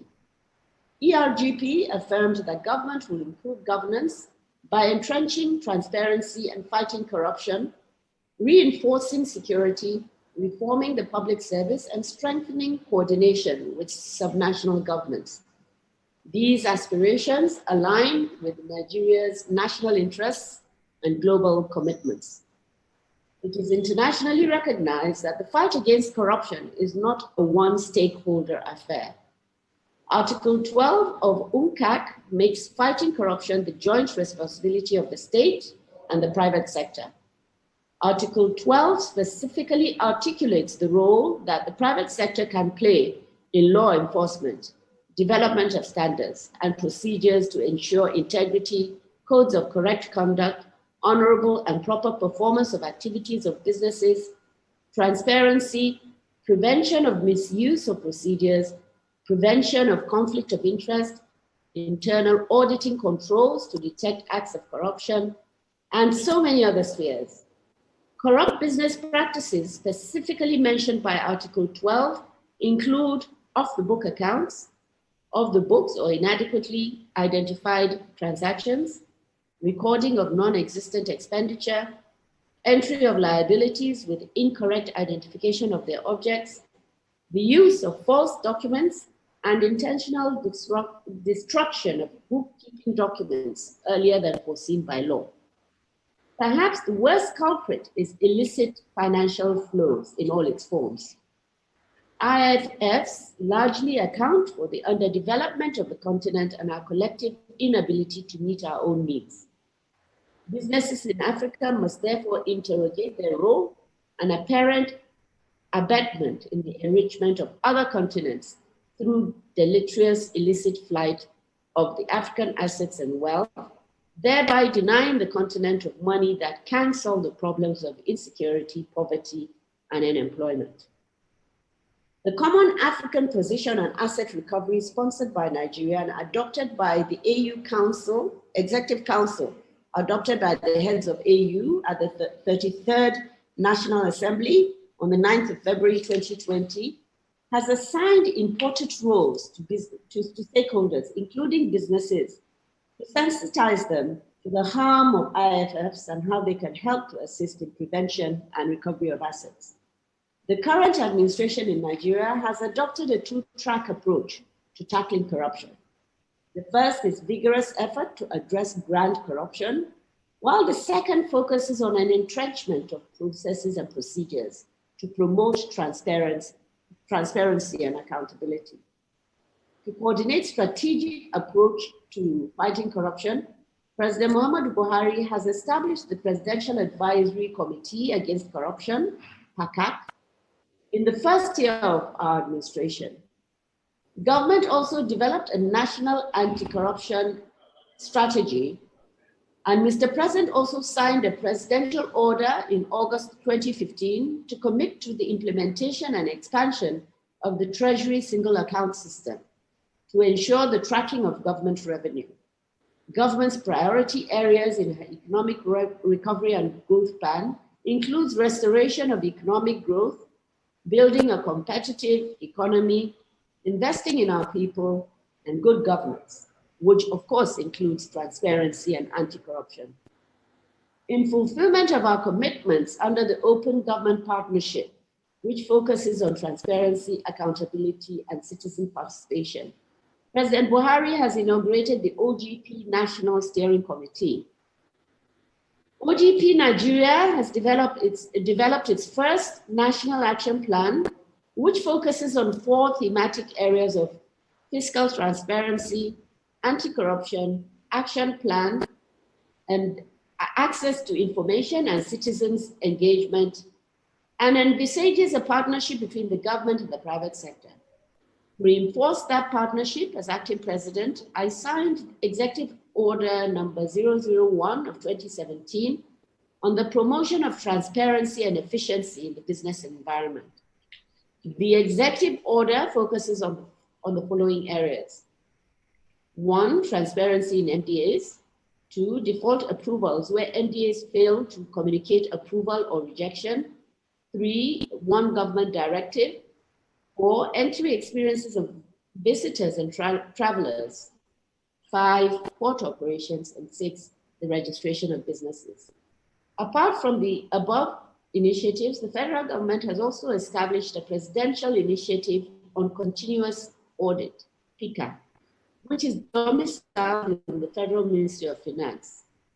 PICA sanitizes the federal payroll and pension systems across NDAs, which had hitherto been entrenched in corruption and bedeviled by the phenomenon of ghost workers and ghost pensioners. As of 2018, PICA has helped the federal government to save over 200 billion naira. Several billions have been saved since then. PICA also oversees government's whistleblowing program launched in 2016, which has witnessed huge recoveries in local and foreign currency. In fulfillment of the federal government's commitments under ERGP to ensure transparency and accountability in the management of public resources and also minimize corruption in MDAs, we have continued to implement the federal government's integrated payroll and personnel information system, IPIS, which has assisted in the blockage of payroll fraud. This administration also adopted the International Public Sector Accounting Standards, IPSAS, and Government Integrated Financial Management Information System, GIFMIS, to encumber the ability of public officials to divert government funds. Other initiatives to curb corruption include the enforcement of the BVN and its integration with other national identity management platforms like the National Identity Number and the introduction of the Open Treasury Portal. The Federal Government Bureau of Public Enterprises has developed an online, real-time, national open contracting platform under which government contracts can be viewed on the portal. Similarly, the Infrastructure Concession and Regulatory Commission launched a public-private partnership contracts disclosure portal in September 2017 for disclosure of contract information from project conception to execution. The federal government's budget can now be monitored by citizens in the iMonitor portal to access budget information. Non-state actors can also monitor ongoing procurement on a Budeshi technology platform. The National Assembly passed the new Companies and Allied Matters Act 2020. The Act has expanded and eased bottlenecks in business registration and incorporation. With this new law, Nigeria has joined the League of Countries with a framework for beneficial ownership register. This is a further step in fulfillment of our obligations under the OGP and a necessary tool to minimize IFFs and assist in asset tracing and recovery. The National Assembly also enacted the Secured Transactions in Movable Assets Act 2017 and the Trading Reporting Act 2017. In our individual countries and as a collective, transparency, accountability, integrity, and ethics must guide not only our government institutions, but also the private sector and citizens. In Nigeria, the 1999 Constitution specifically states that our national ethics shall be discipline, integrity, dignity of labor, social justice, religious tolerance, self-reliance, and patriotism. Mindful that social attitudes can be a gap in the anti-corruption landscape, the federal government's policies, programs, and projects audit committee report and its roadmap for the second term of this administration, this is 2019 to 2023, identified the decline in national values and ethics and the resultant glorification of illicit wealth. To provide a vehicle for citizens' engagement and ethical reorientation, the Federal Executive Council adopted the National Ethics and Integrity Policy in August 2020. The core values of the National Ethics and Integrity Policy are human dignity, voice and participation, patriotism, personal responsibility, integrity, national unity, and professionalism. The core value of integrity is the essence of this conference. For businesses, the National Ethics and Integrity Policy affirms, inter alia, the commitment of the private sector to honesty, mutual accountability, transparency, faithfulness, and commitment. In particular, the private sector affirms as follows. As corporations and business entities entrusted with handling any of Nigeria's common natural and other resources, we understand we are dealing with a resource owned by all, and therefore pledge to provide accurate, comprehensive, timely, and accessible self-disclosures on the management of such resources. I would like to conclude by congratulating the winners that have emerged in the competition and by affirming the federal government's resolve to continue to fight corruption in all its ramifications. However, African businesses must raise their voice against corruption and illicit financial flows. Business cannot thrive in an insecure environment. You are not rich when everyone around you is poor or unemployed.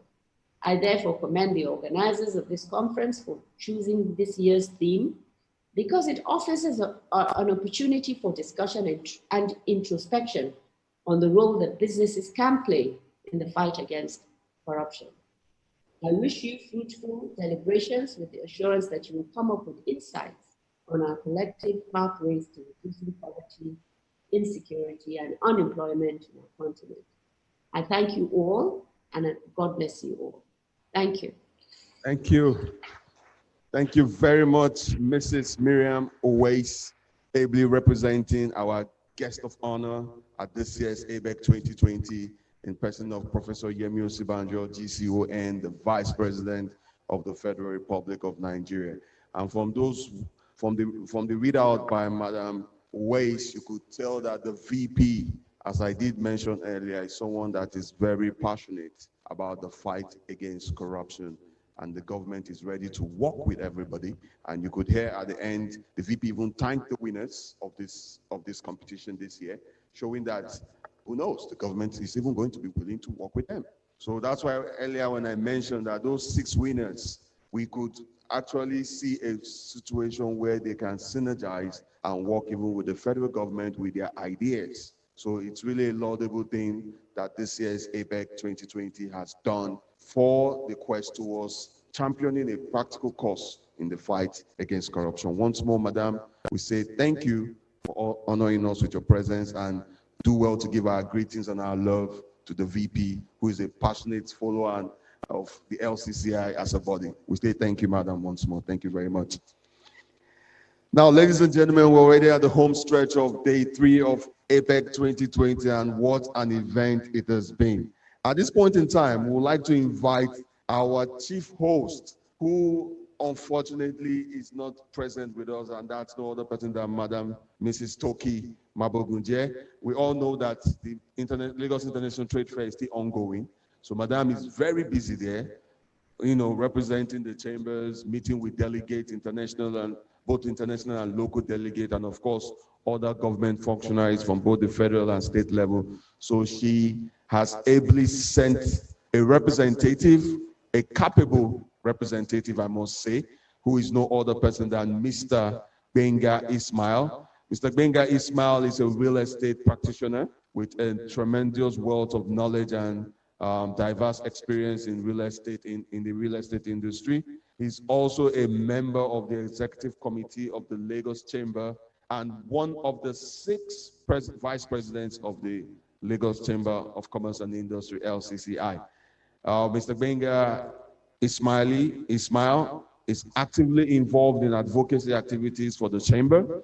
He chairs the Public Affairs and Advocacy Committee of the LCCI. You see why I say Madam President sent a capable representative. So ladies and gentlemen, please give a closing remark in representing the current president of the Lagos Chamber of Commerce, Mr. Gbenga Ismail, VP. Welcome, sir. Thank you very much. Can you hear me? So we can. Good. Thank you for the introduction. I stand in the shoes of the president, Mrs. Toku Mabogunje, and I'll be reading her speech.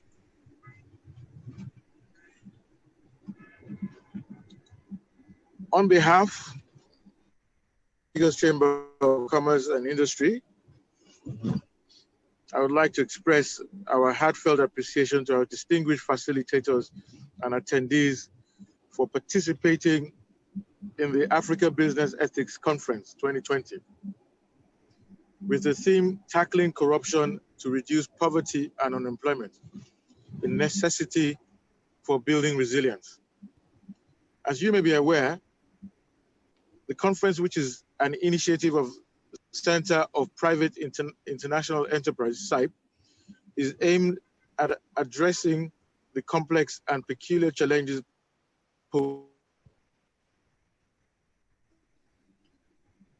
by convening stakeholders across the public and private sectors to share views on the strategies required to address the menace of corruption. Let me use this opportunity to congratulate on the successful hosting of this conference and also for coming up with the ABEC initiative. For the past 2 days, we have had our various resource persons share their thoughts on the issue of corruption from a multidimensional perspective. At the various breakout sessions that held on Monday and Tuesday, our speakers raised key issues on the supply and demand side of corruption in Africa from global, regional, and local perspective. The session facilitated conversations on corruption from maritime, public procurement, press freedom, technology, ethics, and integrity in business culture to micro and small enterprises. Distinguished ladies and gentlemen, considering the pace and the rate at which corruption is thriving in the African continent, it is safe to posit that the menace appears to be very attractive and rewarding for many. Corruption has found a fertile soil in our continent on which it grows with little or no encumbrances. Evidence has shown that there are over 45% of Africans pay in cash or kind to access public services. Even as one out of 3 Nigerians pay bribes to government officials to sidestep due process. In every country where corruption flourishes, the effect is far-reaching. The few unjustly enriched at the expense of the majority, thereby giving rise to poverty, respect for rule of law. Sorry about this. The few unjustly enriched at the expense of the majority, thereby giving rise to poverty, respect for rule of law is discarded and political instability is imminent. National wealth is diverted to private pockets with implications for public welfare and social inequality. This validates why sustainable development has eluded most African nations. Our distinguished resource persons have outlined several measures and strategies that could help minimize the high incidence of corruption in the private and public sector in the African continent. There was a consensus that the fight against corruption requires the collective efforts of private sector, government, and its agencies, civil societies, trade advocacy groups, international agencies, the media, and the general public. Government must develop the political will in making corruption unattractive, and the private sector must enforce and uphold ethical practices in their business endeavors. It is imperative for African countries to strengthen their institutional systems in a bid to ensure compliance to ethical standards. Distinguished ladies and gentlemen, the Lagos Chamber of Commerce and Industry have remained consistent in championing causes that support transparency, accountability, and adherence to ethical standards in the Nigerian business community. Our vision is to remain the foremost chamber of commerce and role model for others in the promotion of business ethics and delivery of qualitative services. In fulfilling this mandate, we have partnered with institutions like the SIPE and other members of the organized private sector in advocating for a better regulatory environment. I and SIPE recently held a public-private dialogue session where we engaged officials of 2 major regulatory agencies on the need to uphold transparency while interfacing with the business community. Our consistent advocacy efforts is in this regard affirm the Chamber's resolve in ensuring that policy and regulatory environment supports private sector growth and development. Beyond the aggregation of suggestions at this conference, it is also imperative to put those suggestions and recommendations into work. There is no one-size-fits-all approach in tackling corruption across African countries, from Egypt to South Africa. Strategies must be designed within the social, political, and economic context of each country. Both the private public sector need to work the talk in the fight against corruption. Once again, I appreciate the participation and contributions of our panelists, resource persons, attendees at ABEC 2020. I thank you all for your kind attention. And I close, I thank Mrs. Miriam Uwais for stepping in the shoes of the Vice President and putting more value to this occasion. Thank you very much, everyone. Mr. Toku Mambaguzo. Thank you, sir.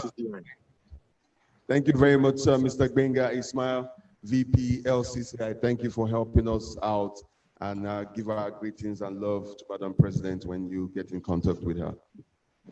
Wow, ladies and gentlemen, what a day it has been. What a day it has been. It has been 3 days of engaging, eye-opening, breathtaking conversation on the issue of corruption. And you will agree that everything was touched. Every aspect was touched on how corruption is a menace, how corruption cannot take us anywhere, how it is a danger to the future of even the unborn. And practical solutions were given from all of our speakers. Let me, before I wrap up today's event, let me start by reciting another special thank to all the various protocol of VIPs we had today, from, of course, His Excellency Professor Yemi Osibanjo, GCO, and the Vice President of the Federal Republic of Nigeria, who was ably represented by Mrs. Mariam Uwais, MFR, to Dr. Al-Bagher Alafi, Chief Executive Officer, CASE Sudan, Mr. Harun Sidat, Senior Consultant, Governance and Anti-Corruption, West Africa, to Ms. Aisha Osori, Executive Director, OSIWA. We're also thanking Mr. Lars Benson, Regional Director for Africa, SIPE, Mr. Mohammed Ashiru Baba, FSI, FCAI, MNIM, Director of Education, Independent Corruption Practices and Other Offenses Commission, ICPC, for gracing us with his presence. We're also thanking Reverend Father Uhusani, Executive Director, Lux Terra Leadership Foundation, Ms.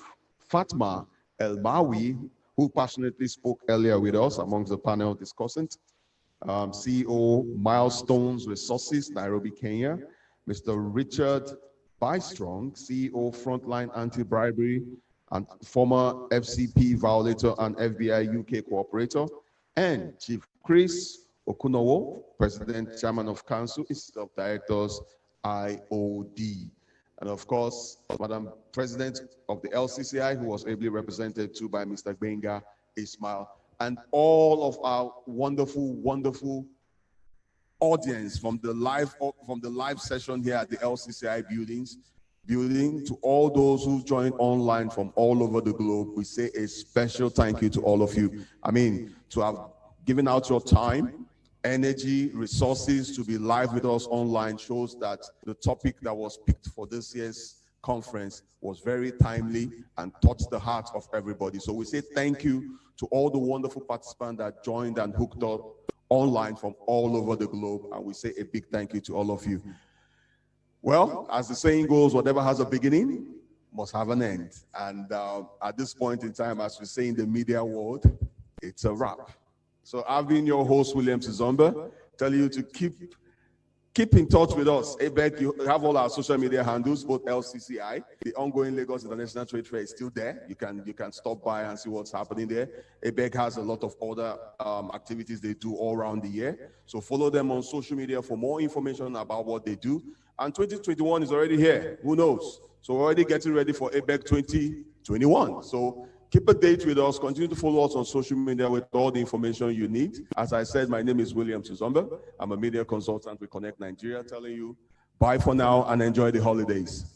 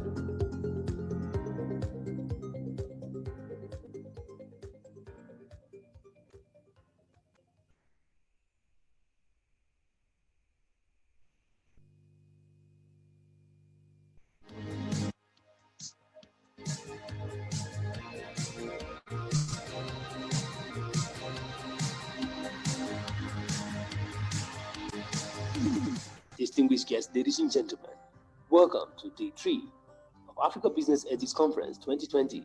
As we conclude this event that will kickstart the needed change and transformation, let us bear in mind that today's focus shall be the building block of anti-corruption efforts that requires strong personal ethics. This discussion will focus on the interplay between personal ethics and the larger community. Companies have left because they cannot operate here. I remember a few years ago, one of the big freight companies, an American company, had to leave because of the American corruption laws, the Foreign Corrupt Practices Act. And I remember the newspaper article said, given the introduction of the FCPA in the US, which applies worldwide, they can no longer operate in Nigeria. That is an indictment on our country, that an international company that was doing good business in Nigeria, hiring hundreds of Nigerians, had to leave because they could see no way to operate in Nigeria and still keep to the letter of the Foreign Corrupt Practices Act.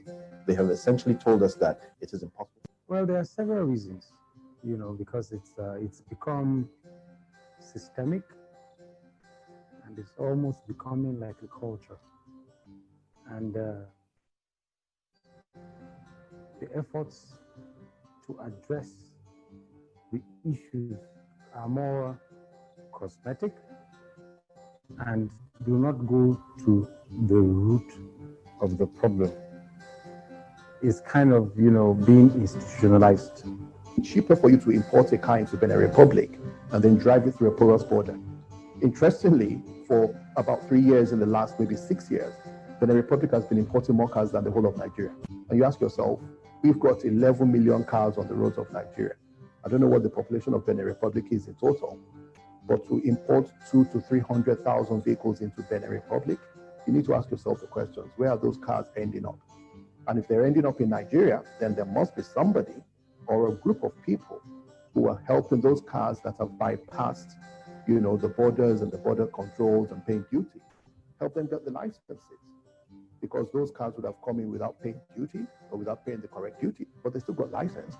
Somebody or a group of people are benefiting from it. On the shipping side, a lot of shipping companies recycle their vessels, changing the names of the vessels after a number of years and bring them back in under temporary importation process without good records. Nigeria needs to liaise with the global body, the IMO and Lloyd's in London, and make sure that this stops. That calls NIMASA out. That calls the Customs Service out to address this specific, because Nigeria is losing a lot of revenue that would have been paid to government as full duty and is rather made as a temporary importation. That is corruption against the government itself. As we come to the end of this noble event, the SCCI is hosting this conference to develop a white paper for government, the private sector, and civil society organizations to learn more about how multi-stakeholder collaboration can effectively address the menace of corruption in the various spheres of the country's economic and developmental sectors. Therefore, urging the general public to look out for this white paper and never let this conversation leave the front burner. We must tackle the challenges and get plugged into the efforts to minimize corruption. It starts with us as individuals, then it flows into the society through our organizations, the public institutions, the civil society, and beyond.